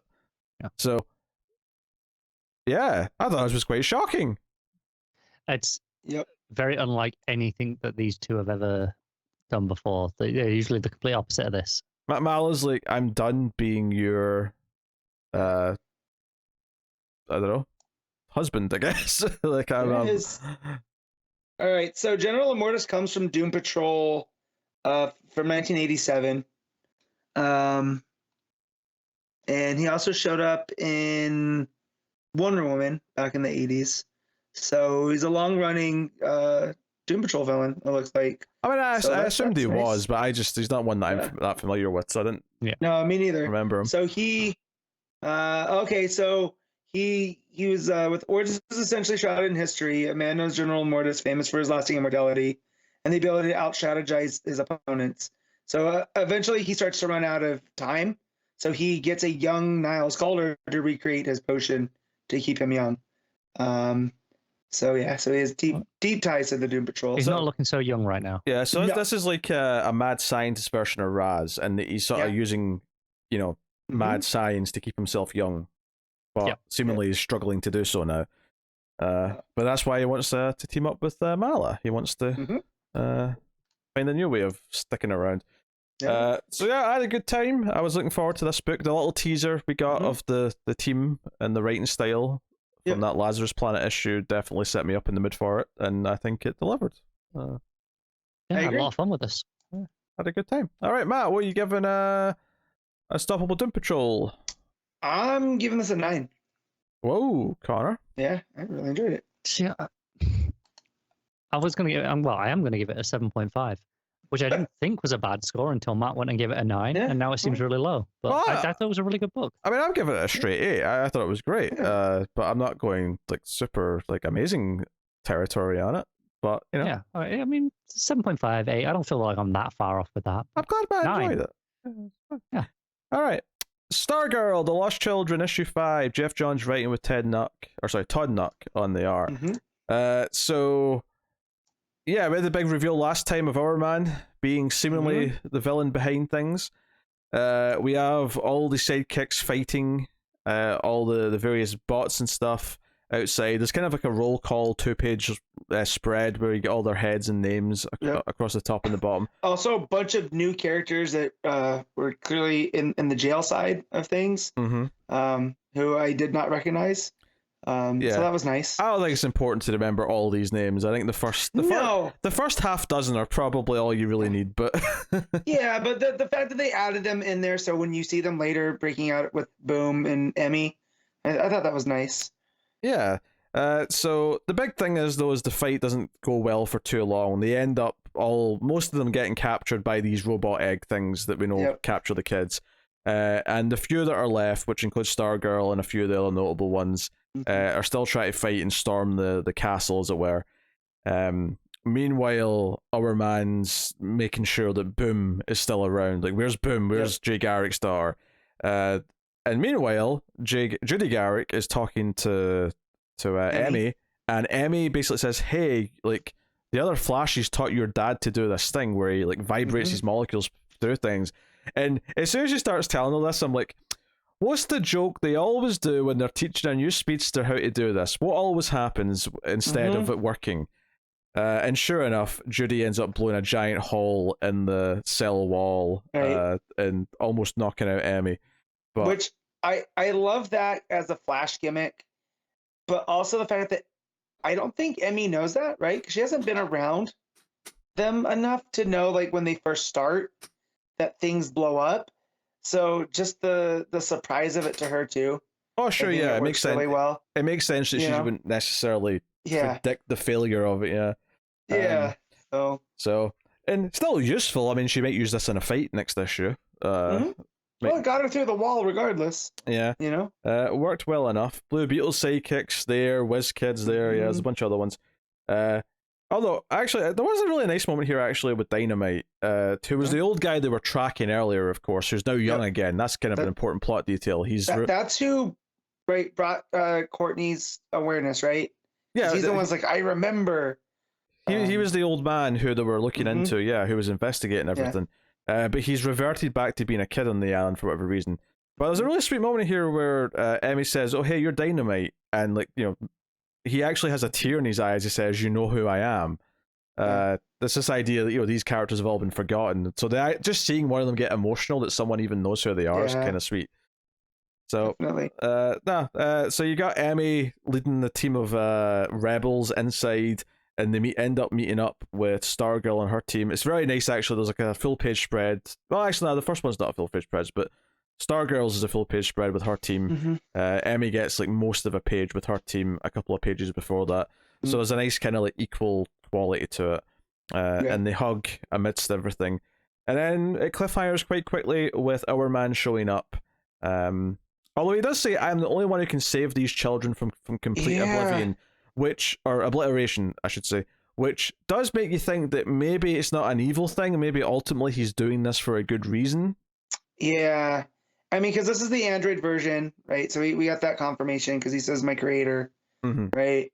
And so, yeah. So it makes you wonder if being that with his time travel, the fact that he's from the 853rd century, right, in DC 1 million, wondering if he's taking them to like a time point type place, like Vanishing Point, and I don't know what the end point would be, because again, when they washed up on that island, there's all of the sand, right, from our man's clock, from his hourglass, So I'm wondering what if this was meant to be the staging area. But if that's the case, why would he have to make a deal with Childminder? So there's definitely more layers to this. Yeah, it definitely feels like there's something else to find out in the last issue to really explain what's going on. The other big moment I liked was Courtney's self-awareness here, to where like she might be in over her head, like her mom and Pat, were kind of right that she was going off half-cocked and wasn't ready for something like this, So that learning moment as all of these kids are getting captured, and that she bears the responsibility for that, I like that moment a lot. Yeah. Honestly, it's a pretty quick read this issue, and it's pretty straightforward, because like last issue was the one that was burdened with all of the exposition with Corky and like all the timey-wimey stuff. This issue was a bit more straightforward. God, and then him just going off like as all the kids are getting captured, he's like, yeah, this has to happen, kind of. Yeah. He's like, well, what the hell, dude? We've got to lose a few soldiers to win the war, kind of mentality, which it's a bit cold, but in the end may all work out. So curious to see what happens with all these. I mean, a lot of them will probably go back to the golden age, so it doesn't really matter, I suppose, but just curious to see how it affects history when everything is, presuming that everything's fixed at the end of this and that everyone's sent back. Like, if that affects anything present day in the DCU in any meaningful way, would be interesting to see. Well, and they kind of teased it with Wing, because we know that Wing got pulled out in an explosion, right? And that's why Courtney's worried about him going back to his time, because essentially you're sending him back to die. So, like, what is that going to mean? Is he maybe the key to this, being that he was like one of the first sidekicks, so I wonder how that's going to play out, because as we learned from Booster, like, there's parts of the DC universe that are concrete, right? That can't be changed. Is that one of them? Is he just always fated? Or is he the catalyst that's going to lead to them being able to, remember these heroes? So, because of his existence. So, but yeah, no, solid John stuff. I'm him playing with the legacy characters, and Judy. Definitely want to see what's gonna happen with Judy. She's a pretty big. That's a big gambit to throw, Jake Garrick's daughter out there. I mean, Judy's the one that feels like if any of these kids is going to stick around in any other book, that she could show up in the Flash if she ends up back in the real world. It would make sense if she does. Right. But yeah. All right, not too much to say on this one. What are you giving the issue, Matt? 7.5. Yeah, I think I agree with that. Yeah, not quite great, but pretty solid. Fun. stuff. Yep. All right. Blue Beetle Graduation Day issue 5. Josh Trujillo and Adrian Gutierrez on the art. You read it, Matt? Take it away. Yes, I did. Yes, I did. I'm trying to load it on my iPad. But yeah, so this is, the other Beetles are out, and Jaime's trying to bring them back without pissing off Batman. So, the Justice League shows up and starts trying to bring them in, and well, Jaime's sidelined, right? Because he's, with Ted and Ted's sister, and we see what these other Beetles are capable of, going toe to toe with the Justice League. And at one point, Starfire has to reach out to Cyborg because Cyborg has this beam that'll basically disrupt them.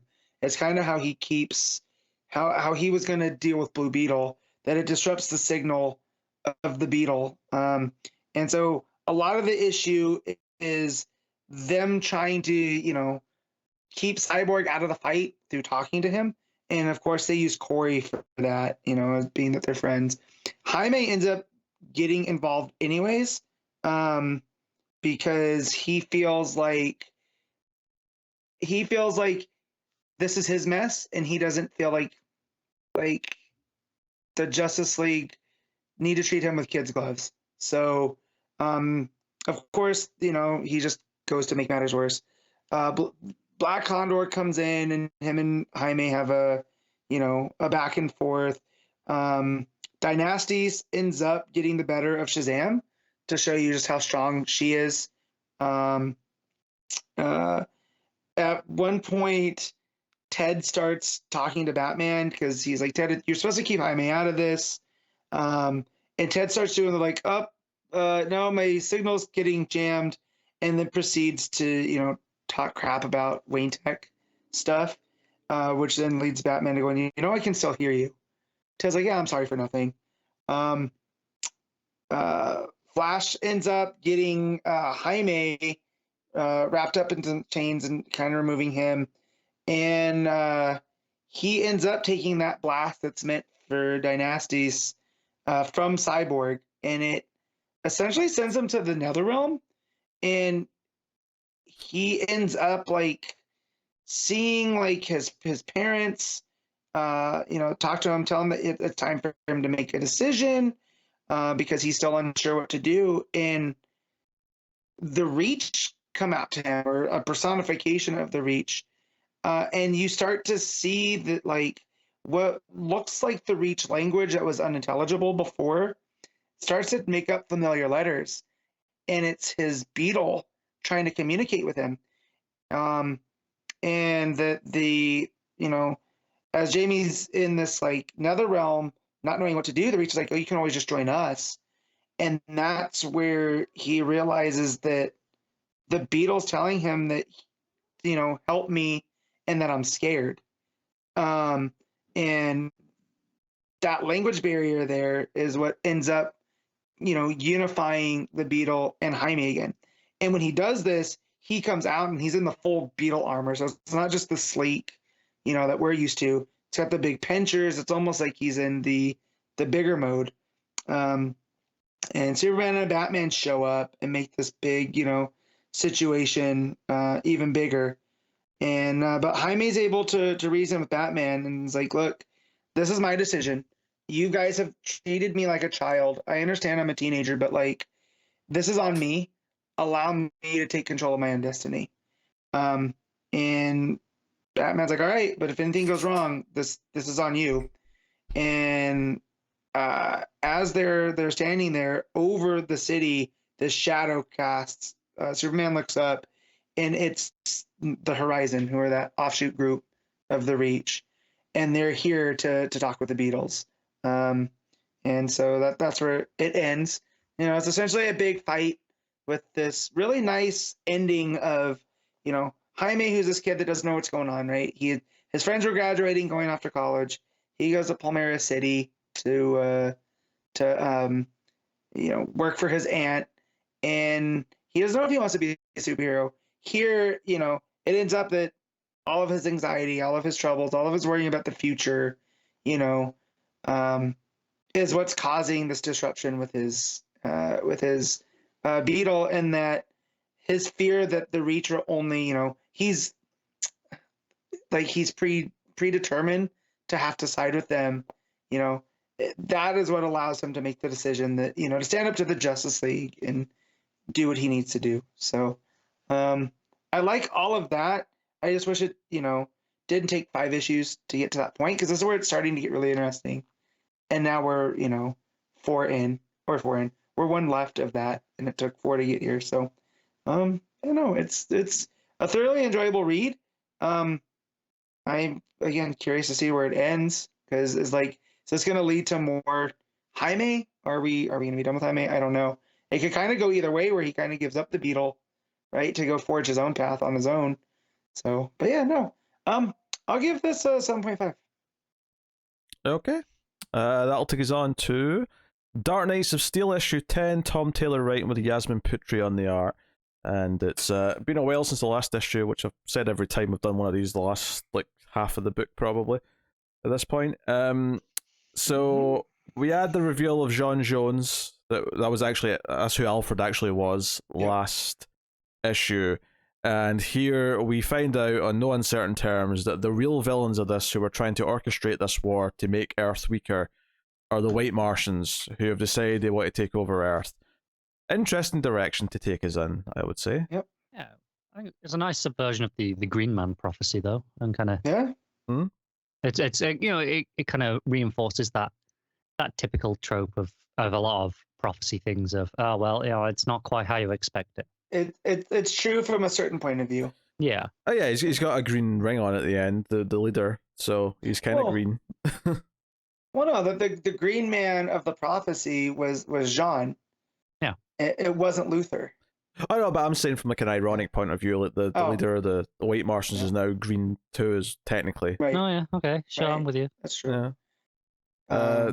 But yeah, no, we got because they kill Lex at the end, the White Martians. We see them at the very end. We don't need you anymore. So can we assume that they've just been behind him, camouflaged, talking to him, and he thought it was the ring, or was the ring actually communicating with him? This is where I got confused a little.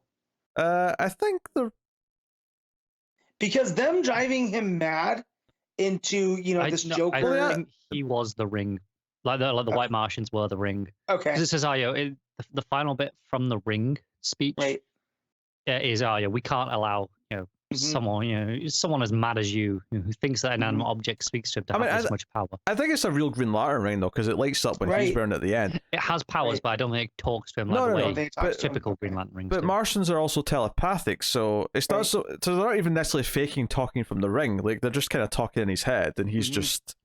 But that was my thing. Right. Was the ring talking to him at any point, right? Or they took advantage of it, or was this their gamble the whole time? And every time the ring has talked to him, they've been close, you know, camouflaged, you know, and that's what's driven him mad. I think they've been the ring the entire time. Yeah. I mean, I like that because it subverts that Green Man prophecy, and it's them taking advantage of that prophecy. Right? I mean, do they have to even be that close to do this? I don't know if they do. Maybe they can just do it from a distance. I just like the idea that the guy draws the short straw, and he's the one that has to follow Luther around, you know, talking to him all day. You know, that's your job. Yeah. Yeah. So basically, everyone sort of stops fighting. Bruce steps in and says, "No, listen, like you have to try and like calm down," and uses the lasso on Jean, and that kind of convinces everyone that he's telling the truth. Let's listen to what he has to say. So that's kind of the first half, and then a big chunk of the middle, of course, is Jean telling the story of Mars, of what happened, like how it broke down. Pretty typical to what we think of. Yeah, pretty much. But this with them, like they were the strong ones. It was kind of like a Spartan and Athens type thing, where the White Martians were this big physical presence, but you know the Green Martians, they were thinkers. Yeah. And that they developed their own downfall. Was that something that's always been part of that mythos with the White Martians? or was that something that Taylor's added? Because I thought that little bit of tragedy. I don't remember that specific detail. Yeah. But not. I couldn't be sure to say it's never been there. I mean, the Yeah. White Martians have always been more aggressive, so saying they're the Yeah. stronger ones Yeah, doesn't but- feel like much of a stretch based on. No. But what I mean is that device that the Green Martians create, that Jean creates, it's kind of that leads to their own downfall. That whole thing, I thought, added an extra level of I don't tragedy. remember that specifically before. Yeah. And then seeing what happens with his son. Yeah, right, where he sees the mom that's and- what I was going to get into, is that particular moment was darker than any sort of. I think any version I've seen of the like, how Mars fell story that Jean has to give, once in a while, is I don't think I've seen a version that has this dark moment where, like, his dead wife walks in and the son just thinks it's his mom, and he's like, "No, she died last month, remember?" And then the Martian turns to a White Martian and just instantly kills the kid. This is probably the most personal retelling of that. It's- story I've had. Do you know what it made me think of? It made me think of that scene in Terminator where a Terminator infiltrates the human base and then just starts killing people. That's what this made me think of. Yeah. Yeah. Like I said, it's a lot more personal. Like the broad strokes are pretty much the same as always. Mm-hmm. This has a lot of. It's always been personal for Jean because he's one of the last survivors. It's always weighed on him. But this and he's always lost his family. But this here, having it be so brutal and to kind of go into his family's death so intimately, as opposed to the normal telling that they kind of died in the war. There is a nice little touch here, though, that he says the Waynes knew what he was the whole time, and they kept the secret and kept him safe because they knew everyone would hate him because of this prophecy about a green guy. The Green Man. So it does this nice humanization of them after the fact, where we didn't really get to know them too much. Well, it kind of lines also... up with them being as well, like almost a version of the Kents in this world, right? Yep. So that's what I was gonna say. I like that. So no, this is definitely an interesting pivot to go on. I think the middle of the book, and maybe it was partly just because of the delays, but I did feel it was slogging in the middle a little bit, where it kind of felt like we were dancing around what it was really about, and now this issue's finally said, okay, here's what it's actually about. This is the war that's coming. Maybe 12 issues plus the extra ones was too long. Maybe it should have been like maybe 8 plus those extra issues. Yeah, so either 8 or 10 might have been a better fit. I think it was maybe just dragging the mystery out a little bit too much in the middle. But I think this issue and last issue have been the best in a while. Yeah. We'll disagree there. So some of the bigger moments here that I like here too is when they're talking about getting all the queens together now, right? So like Diana's ascended because her mom died, and then you have Anissa, right, for the Storm King or the Queen, and you have Laura for them, and Ivy comes in, and they're got this little council. But when they talk about the prince who died, and then he goes, "Oh," John's like, "Yeah," or Constantine, "Yeah, about that," and he brings up, and they're like, "John, what have you done?" That moment right there, again, is another up there with Green Hell last week, with Constantine just having these moments just pure across shit time. Yeah, that everyone's just like, oh my god, like yes, they're excited to see this kid, but at what cost? And so, and what does that change now with these? Because you got to think that while these kingdoms are separate, they are a united front now against the White Martian, and it kind of gets into that Game of Thronesian type thing where they unite against the White Walkers. Well, they should unite against the White Walkers, right? Whether or not they do, right. It's almost a shame there's only 2 issues left, because you could almost imagine like an extended story of them trying to, like, because White Martians, because they can shapeshift into anyone. You can almost imagine like an interesting story of like them fighting this battle. It's being a little bit body snatchers. But a little bit body snatchers. Obviously, Marvel have done Secret Invasion, but this is almost like a secret invasion. But this is a little bit different though, because of the time period. This is not modern day DC. This is this alternate fantasy setting. So, how do you fight an enemy that they can just hide as well as they can and can possibly trick you? And maybe this is him writing for multiples like he did with Deceased, right? Like we'll get a part 2 that's more or less like maybe this doesn't end with a victory. I could also maybe see it being like having that unkillable style spin-off mini of like, that happens in hey, between. here's this is set somewhere in the middle maybe, but we're gonna follow an infiltration group. Maybe, yeah.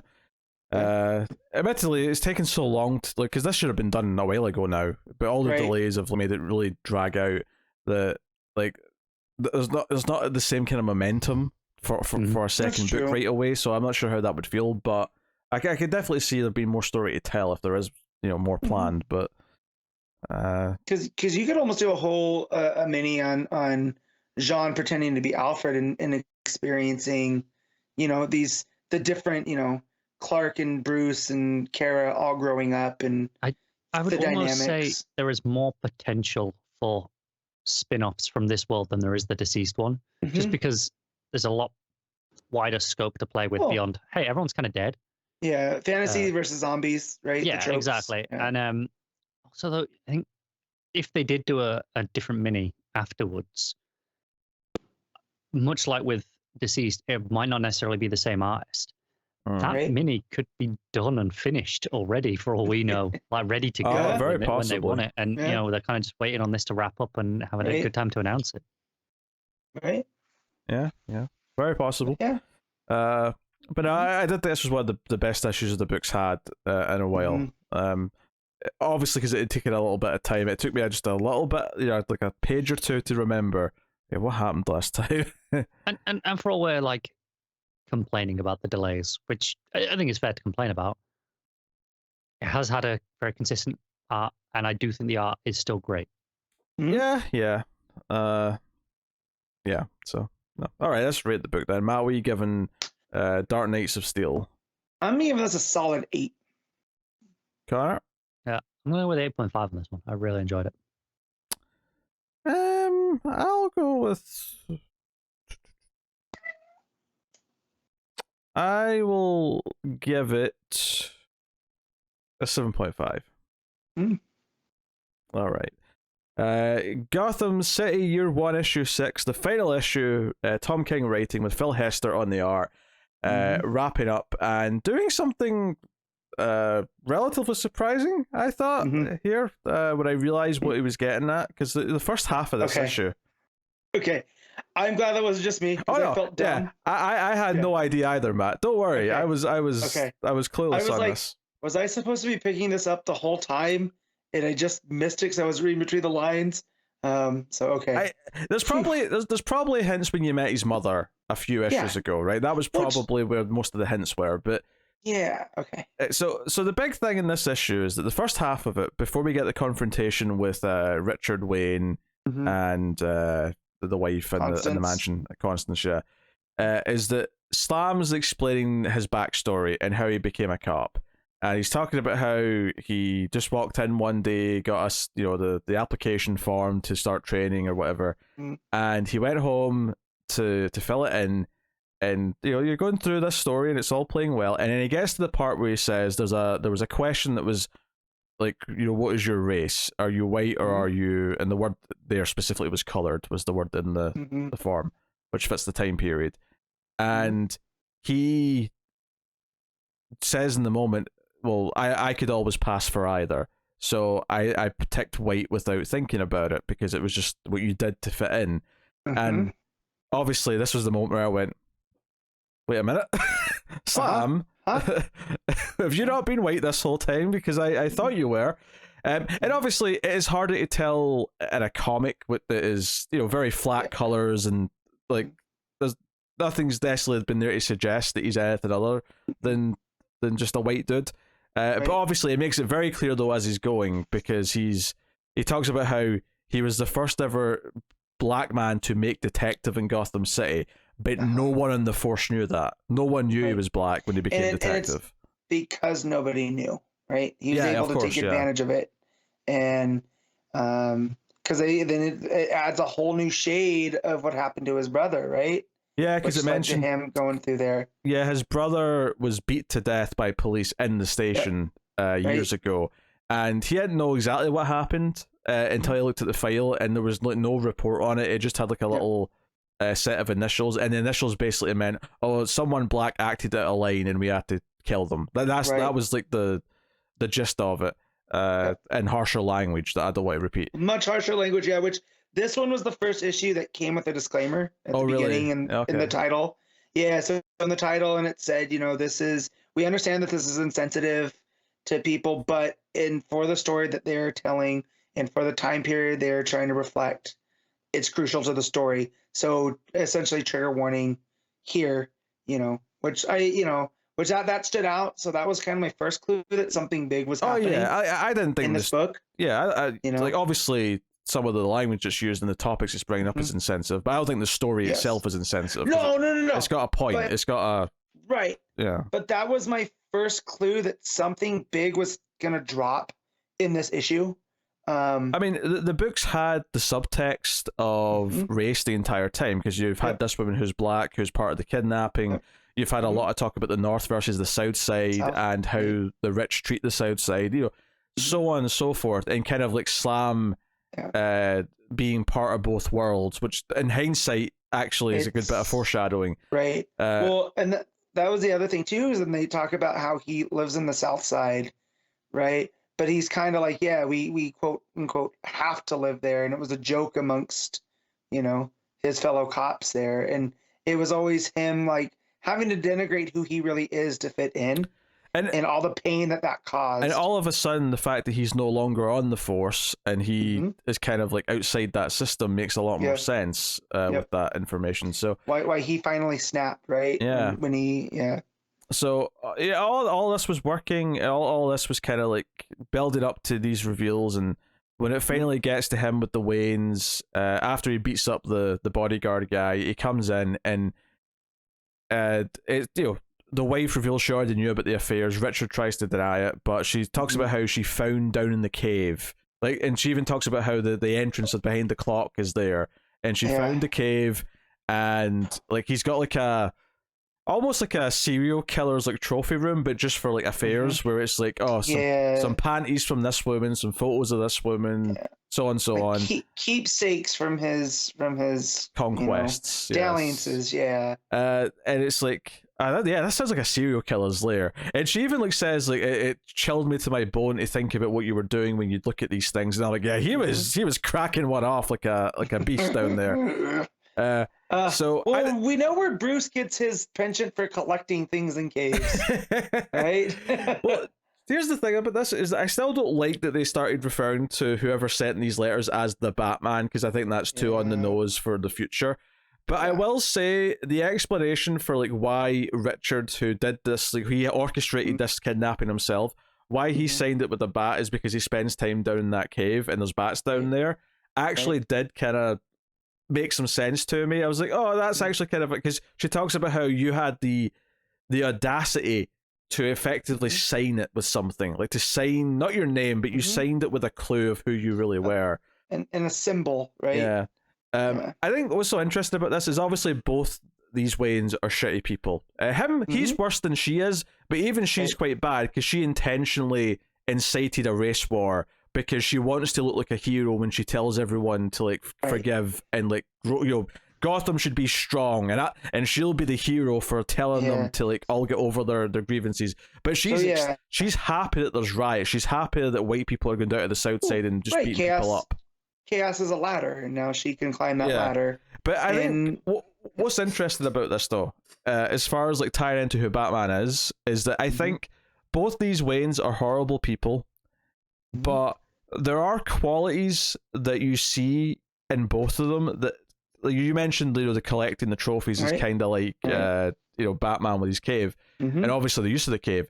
But while Batman never for a second would incite a war to make himself look better, but the idea of her like using a bit of manipulation to make herself look like a bigger deal, like that is kind of Batman-y. Batman uses like theatrics and tricks to like feel like a bigger force, to sort of present himself as a bigger deal so that he'll be more effective and he can do more with that. She kind of does it here with like a really malicious way and a cruel way. Right. And she's lying to herself too that the city will be better off for this now. Right? Oh yeah, because she had to sacrifice her daughter, which that was the other thing that makes her, when she's having a monologue, that she was aware of all this, so she went to go save her her baby. And when she got there, you know, the baby was such an afterthought that they left her crying, that she, you know, choked on her own spit up, you know, and that was what clicked the thing, that she was going to burn the city down now, you know, that she had to sacrifice her daughter for the greater good now. And it was chilling, you know, it was super bleak. In a way that it's all on that point, it's almost a twisted reverse of Batman as well, and that you know, Bruce loses his parents and decides to declare war on the corruption and crime of Gotham to try and make it better. She's effectively saying she's going, like, doing it, but she's doing it out of revenge. She's like, no, I'm going to burn this city to the ground and build it up in my image because they've taken my daughter from me. And yeah, it's like no one actually killed the daughter directly. No. It was just neglect. It was just you know, so that's a very interesting human idea. Stupidity, you know. So, but yeah, definitely, again, way bleaker than I thought I was going to get, because I mean the story's been pretty bleak throughout, but never in a way that made me go like, oh man, this is really messed up. But then when you remember, or at least when I remember, this is Gotham City Year One. This is what made Gotham into that cesspool that creates Batman. Well, the symbolism with that is that, you know, she gets the Wayne chemical plant built that was, you know, supposed to go up on the south side, and no one was happy about it who lived there, and it went up and the area got to shit, and there's that page that goes through the years and it's like gets worse, it looks more derelict, and then it mentions she eventually sold it to Ace and it becomes the Ace chemical plant. So I was like, oh, that's a nice little touch, you know, like just that it became that. Yeah, because it's on the place where Slam's partner betrayed him and died, where everything kind of started, and then it became that spot that they were pushing against, you know, those protests that eventually become the riot, right? They don't want any of that stuff there. But yeah, so it is this thing that, you know, not only did it create Batman, but it's also created, you know, all these other villains as well. Before it was creating characters who put on masks and had more theatrical appearances, it was already creating monsters in the people anyway. Like, it was already there. So it's a super interesting look at, like, sort of the world a little bit before, and it does mention at the end that she was pregnant. It sounds like she must have just got pregnant before Richard died, which I'm glad they didn't, because I was really worried they were gonna kind of intimate that maybe Slam. I was worried. Actual. For a second I was worried, because there's a moment where she kind of kisses him, and I was like, oh god, are they going to say that Slam's his grandfather? That doesn't do that, though. It doesn't do that. No, it doesn't do that. But it also, when she, you know, so later he's saying what had happened, and she comes to him, you know, 10 years later, 12 years later, something like that, saying that, you know, she wants Slam to toughen Thomas up. Because he's a smart boy. He likes science. Maybe he'll be a doctor one day. So he's about 10 years old. He wants to be a doctor, but he's too much of a nerd, basically. He's not street smart. And she wants Slam to toughen him up.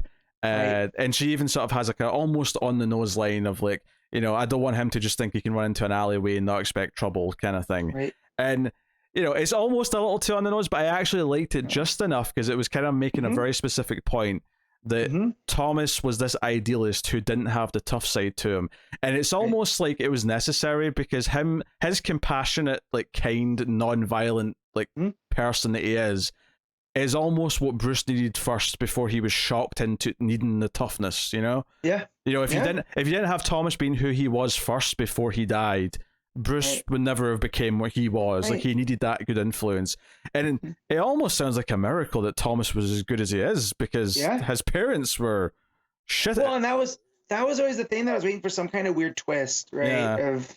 Of it, that, you know, that maybe these are fake Waynes or whatever, because it didn't seem like these are the people that could, you know, end up in Thomas Wayne. Right, that this is their kid. It's almost like, for as much as Gotham can create a lot of monsters, it can create some good too. You know, and maybe even ties into what Detective's been talking about how the city will create good things to fight back the problems, and that Thomas, in essence, was that, just not as direct as you maybe think. It was more of a knock-on effect of, like, okay, his good influence is going to lead to who Batman is, and Batman's the ultimate antibody to whatever shit goes on in Gotham. It's a really interesting story, you know, and I enjoyed it all the way through, but it was definitely the ending. Like, I was hoping it was going to make it all click, and it kind of did, as far as, like, being the, like, this is how much of a cesspool Gotham always was. And and yeah. So Well, and Slam is kind of the perfect character for that too, because he does, he does read that line where he was in Detective Comics before Batman showed up, yeah. right? So even in the grand scheme of things, I mean, that's why he was picked for this. That's the meta like idea, yeah. Right, but then what he represents to Gotham is he's this man that walks into worlds, much kind of like Bruce does later in his own way, right? Because he fakes being that billionaire playboy so he can go beat up people in the streets. Where, Slam was pretending to be someone that he wasn't, so he could, affect change his own way. So they're not too dissimilar there at the end. Whereas, it's not actually Bruce's grandfather, but Slam has to exist so Batman exists. So Batman's almost an echo of Slam in and of himself. And like we were talking just now with the meta sense of Slam existing in Detective Comics before, right? He's existing in Gotham so that, Batman can show up and make a difference. So, again, Tom King telling these, stories about things, right? Like, it's like he's so much better at these 6-issue series, I feel, than ongoings, that it's kind of silly at this point. Yeah, well, I wouldn't say specifically 6 because most of them are 12, but yeah. But you know what I mean. It's even like Killing Time, right? Like that, with what that ends up being, it's just like it's just kind of silly that how good these end up being. Yeah. I think it's phenomenal. Obviously, they are like when the riots are going on early on. You've got all these big red 2-page spreads. You've got the noir, the deep blacks, and all that stuff that the books had the whole time. So it's hard to even talk too much about the art because it's just sort of doing still what it was already doing so well. But Hester's art is perfect for it. And obviously, you've got this reflective tone because this is Slam at the end of his life telling Batman this because he feels like he should know. It's interesting. So yeah, it does feel like sort of a worse version of a lot of the things that are in Batman, and even like those around, because we even compared the other women to Selina when she was jumping on the rooftops that one issue. Not a lot of Selina, but just a little bit of like, hey, that reminded us of Selina, just a little bit. Right. But not too much that it was a bit on the nose, and she didn't have a cat motif, and and that was another thing that I thought. I was like, please don't say like her name was Kyle. Oh yeah, that would have been a nightmare. You know what I mean? So like the fact that she gets out of town, and I think he sends her to Metropolis, to go live out because she's going to be able to keep that money. Like Constance Wayne makes that, so at least there's kind of an okay story that like she got out of Gotham and was able to make her own way, after all of this. So not that there's a happy ending, but at least for her, she doesn't end up as a dead woman because of Richard Wayne. So, but yeah, no, very, very good. And Hester's art is nice, and those thick lines. It did make me want to watch that Perry Mason show on HBO, just because it has that noir vibe to it. So I didn't like the first episode, so I can't comment. One thing I will say is, do you think Slam is partly telling Bruce this because there's an element of guilt? Because knowing because now obviously he knows what happened to Thomas Wayne. Right. Do you think there's a little element of maybe I should have said yes that one time? Definitely. I think that's why he says it at the end, that like that's his big what if, because how the story ends. He's like, well, this is just what you need to hear, and that's almost like his admission of guilt, like But then again, it depends on that story of Thomas. Was Thomas, were they leaving the theater early because of Bruce, like in Batman Begins, right? Or were they just taking a shortcut and he should have known better? I guess it just depends on which origin you're going with. Oh yeah, there's always slight tweaks to it, but right. So, fascinating stuff. What are you giving Gotham City Year 1, Issue 6? I'm gonna give this a 9. Yeah, this is a pretty easy 9 for me as well. So there you go. All right. Well, every month on patreon.com/MailFuzzTV, you can make myself or Connor read a book. And Connor's doing a couple because he's only here occasionally. So I'll be doing mine next week because I only have 3 books to talk about next week if I didn't. So you'll get some more Batman and the Outsiders and American Vampire then. How come you get Batman and the Outsiders and I get this shit? Because they like me more. Yeah, that probably is it. All right. So first up, Tim Drake, Robin, issue 6. Yeah, it's the end of that arc. It's Rosmo on the whole issue this time, not on issue 5. He only did a parts of it, so it's all Rosmo all the time, and yeah, but it's mostly not even Rosmo that I hate the most about this. It's just I hate the whole book right now. I hate what it's doing with Tim because I just don't like the way that Tim's kind of being written. But specifically to do with Rosmo, well, I don't know if I need to blame Rosmo or the letterer. But there's a page. It's only like 3 or 4 pages in. It'll probably be on the preview pages on Amazon. If anyone wanted to follow along with what I'm describing here. We're getting a Connor art breakdown. I leave and come back. So yeah, but this one it's Tim saying now where is the top half of the page split into 3 panels of him fighting. The problem is where the middle word is the one at the very top in the middle. And that's bolded. It gets progressively bolder as it goes on. But the first word now is a lot lower down, and it has an ellipsis after it to imply it carries on. Usually in comics, when they do that, where they're carrying on from one bubble to the next, the follow-up bubble will start with the ellipsis, or or whatever device they're using to kind of show you that's the order that it reads in. This doesn't do that. So I read where as the first thing on this page. And I think most people would read that as the first thing on the page because it's bold, it's right at the top, it's smack in the middle of the page. And I was very confused. I was like, what? That made no sense. And then I went down, and then you see now, and you're like, oh, they're backwards. I don't know if it's a problem of Rosmo's art focusing on the middle of the page, kind of bringing where that middle word has to be kind of to the forefront of the action, because it's the only one where Tim's facing forward as opposed to the other two. They're all mid-posing fights, but the other two, it's his back. So this is clearly the moment to pay attention to in the fight, and it's the biggest of where Tim is the biggest. He takes up the most page on that.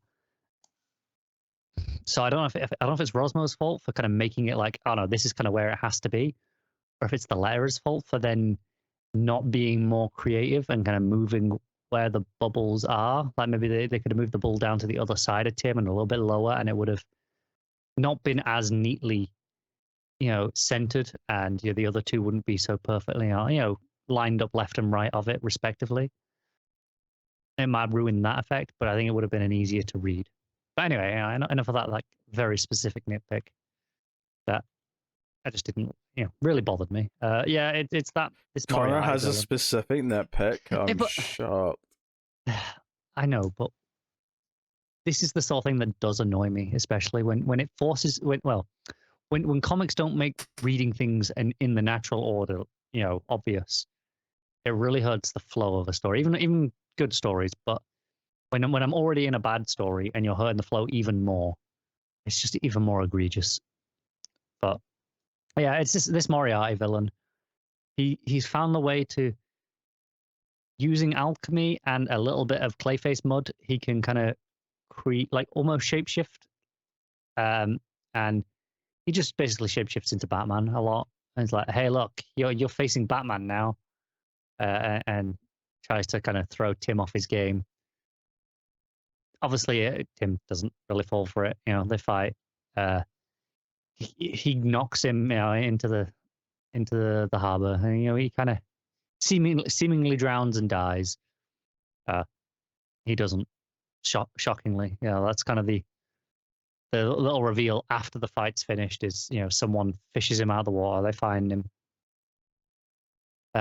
I'm not entirely sure if it's meant to be someone specifically looking for him or if it just happens to be someone who finds him, because it doesn't really make that clear in the art or the writing. I mean, the writing's just doing separate narration over the top, like Tim's just narrating things about him. It'll be a while before we see him again. But the art is just showing where he is. and it doesn't make it very clear as to if it is someone seeking him out, going, oh yeah, okay, he's over there, or if it is just coincidence. Maybe that'll be addressed if he ever comes back. I don't know.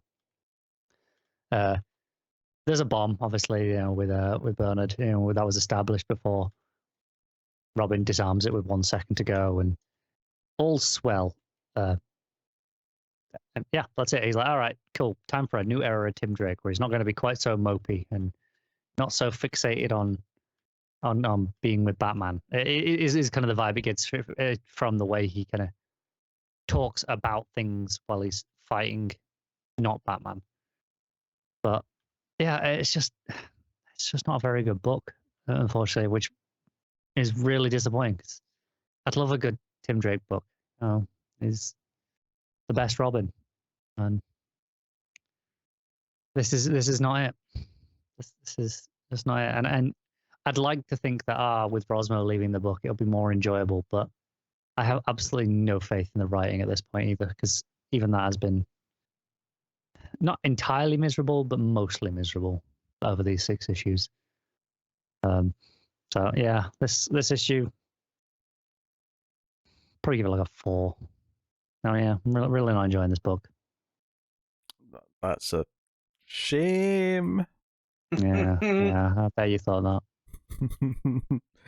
All right, you're also going to talk about Undiscovered Country issue 22.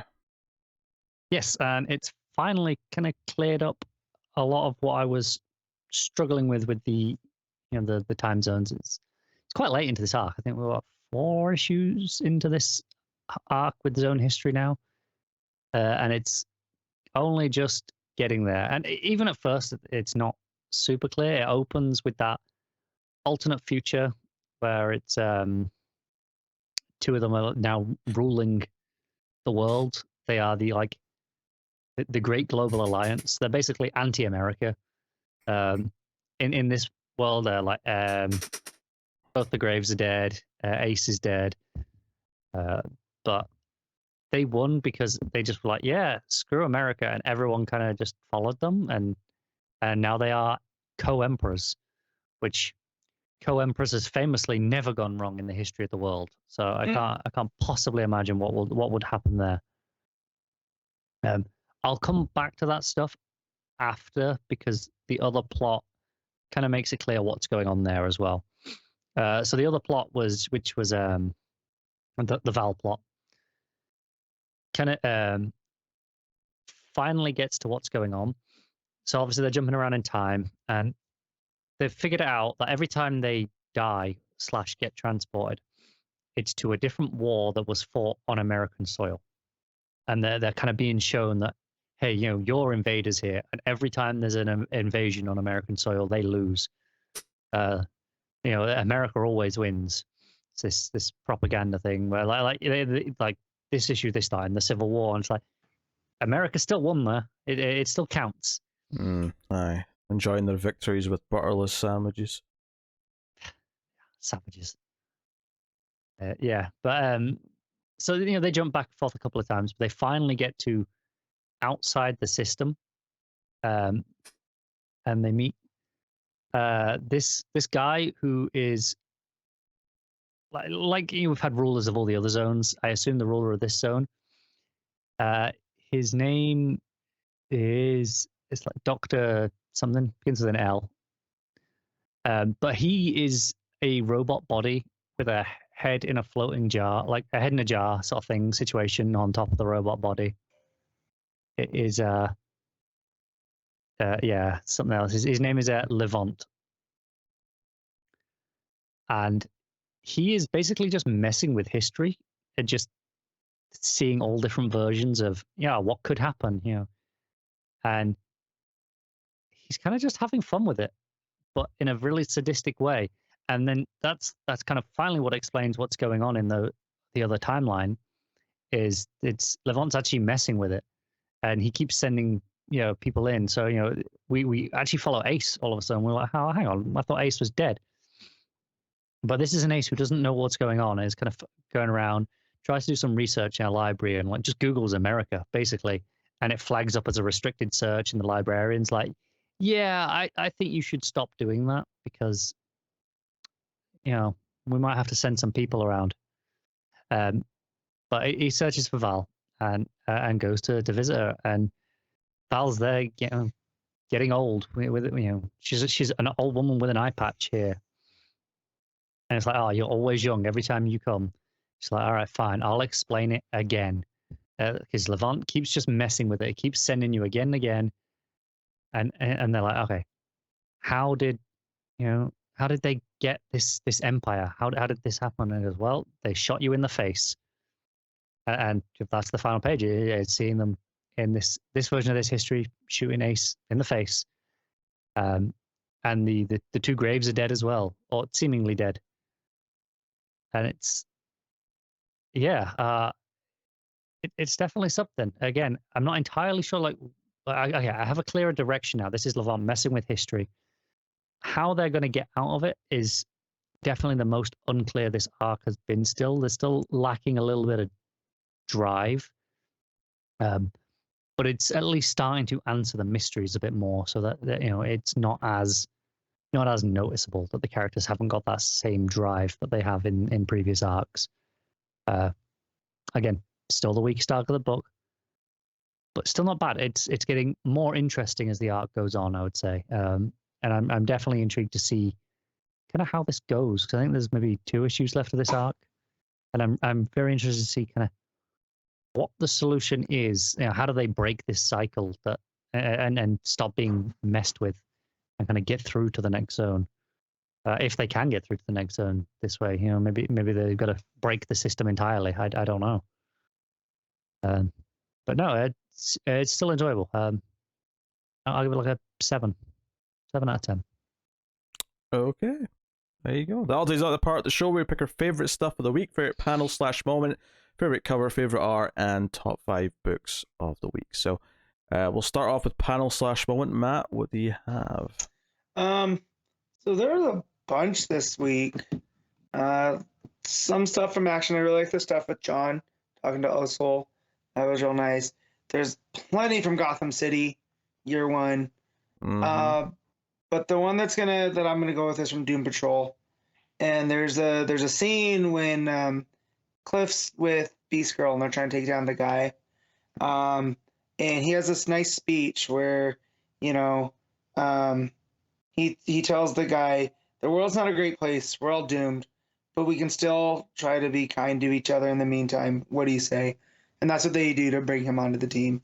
And just that kind of cheerful nihilism out of Cliff really resonated with me, right? Like, the world sucks, but let's be nice to each other. All right, maybe it'll suck just a little less.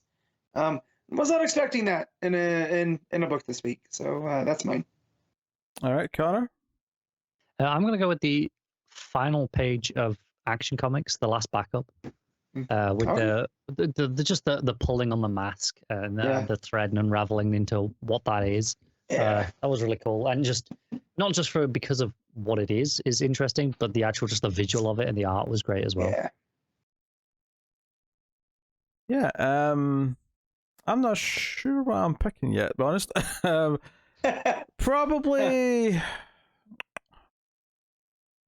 There's a couple moments in action I really like, but I do think it's probably going to be Gotham City year 1, and it's hard to narrow it down, but it's probably the moment he kind of fully starts to reveal kind of his background and his mixed, or not his mixed race, just the fact that he can pass for a different race, I should say.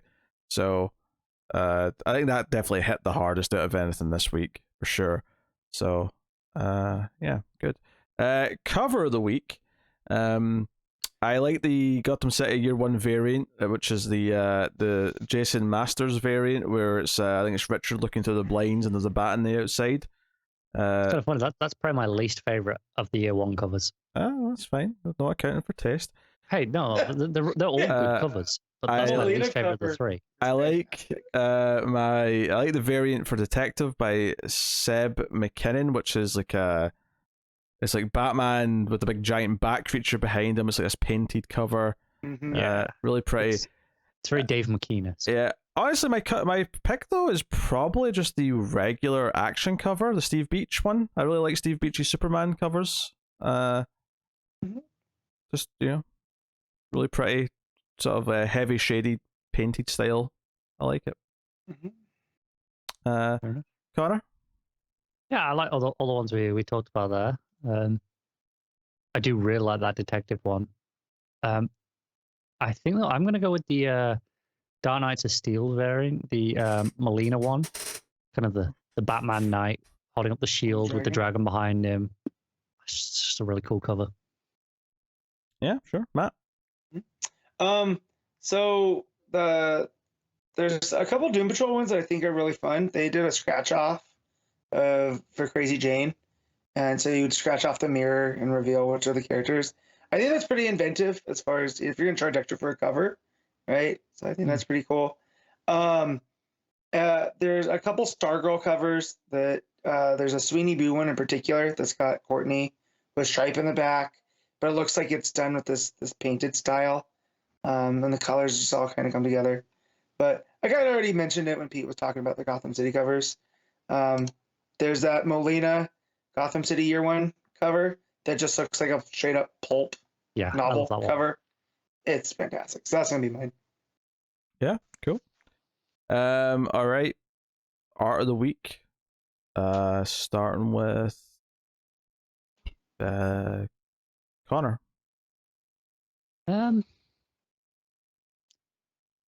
I think I'm going with Dark Knight of Steel. I think there's I could have maybe made an argument for Action Comics, especially at least for me, the back half of Lee Weeks and then Margaret Savage. I thought that was a great 1-2 pairing. But I think Dark Knight of Steel just about edges out that, at least for its consistency for me. Mm-hmm. Yeah. Matt. Dang, I thought you were gonna go to you. So Hester for Gotham City was really good, like thoroughly good. But there's just something in Burnham's Doom Patrol. I don't know if it's the pulpiness. I don't know if it's the barrel-chested robot man, but that one really spoke to me. So I'm gonna go with Doom Patrol. Yeah, cool. There's a few choices here. I like Doom Patrol as well. I fairly enjoyed Action's main art. But I kind of just have to go with Hester for Gotham City. It was just, it was the most distinct. Like every page was beautiful. It's like so locked into its vibe, and there's nothing about it that remotely feels house style. It's just Hester's always been great, to be fair. Yeah. So there you go. All right, top 5 books of the week, Matt. Go. All right, number 1's gonna be Gotham City Year One. Number 2 is going to be Doom Patrol. Number 3 is going to be Action Comics.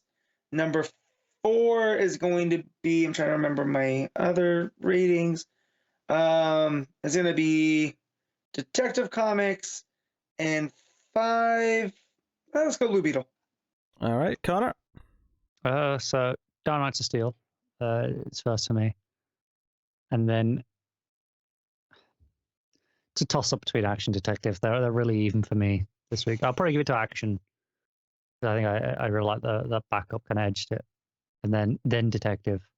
And then Doom Patrol. Although they're all good. So it's not like, it's not like I got a bad book here. Yeah, my number 1 is Gotham City Year One. Number 2 is Action Comics. Number 3 is Unstoppable Doom Patrol. Number 4 is Detective Comics, and number 5 Stargirl. Yeah, there you go. So yeah, that'll do it. I will then tell you what is coming next week from DC Comics. Not a lot, I'm guessing, by what you said earlier. No, it's week ones have been really quiet for a while, but we have Batman 134. Hold on, I'm getting Marvel books here. Let me just filter.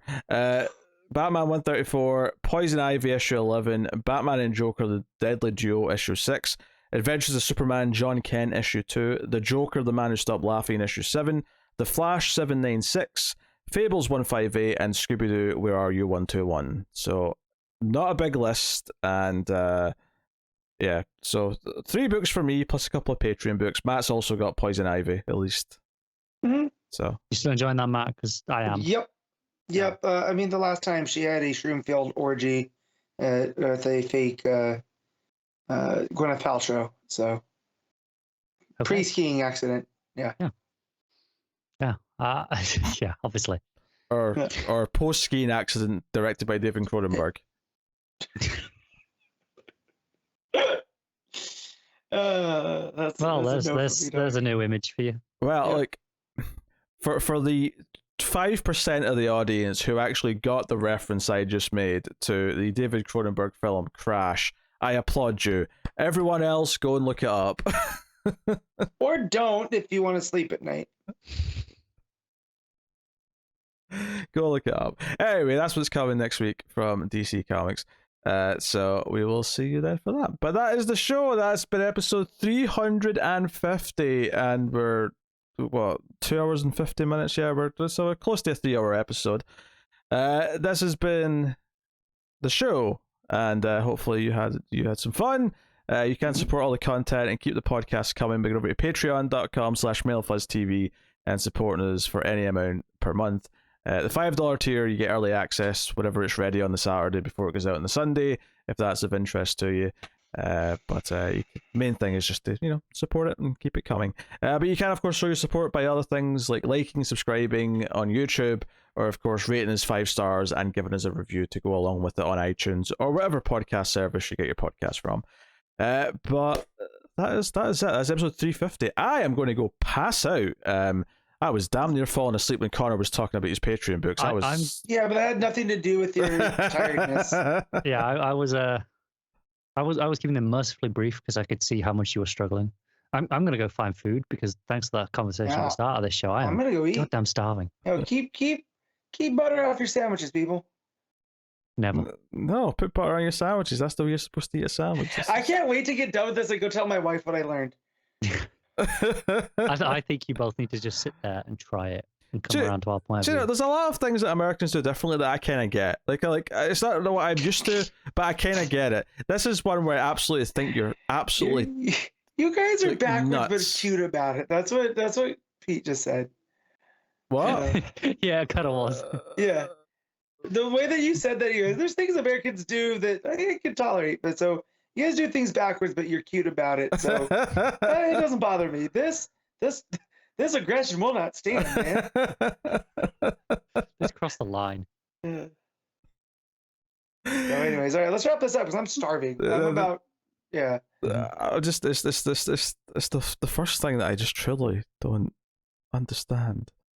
Like, don't get me wrong, yeah, get like proper healthcare system first, but like after that, we have to address the butter on the bread, okay? Proper healthcare, maybe an understanding of how government works, and then butter. Then we'll go. I'll maybe let you have some gun control in between. Sure, yeah, maybe that before. I wasn't gonna broach that, Connor. That's Yeah. Yes, but next on the list is properly preparing a sandwich. It's a top 5 issue. Yes, Mm-hmm. Yes. All right, cool. Let's wrap this up, guys. Aye. All right. That's the show, everyone. Thank you very much for joining us. We always appreciate it. Keep reading DC Comics, and remember to never get lost in the Speed Force.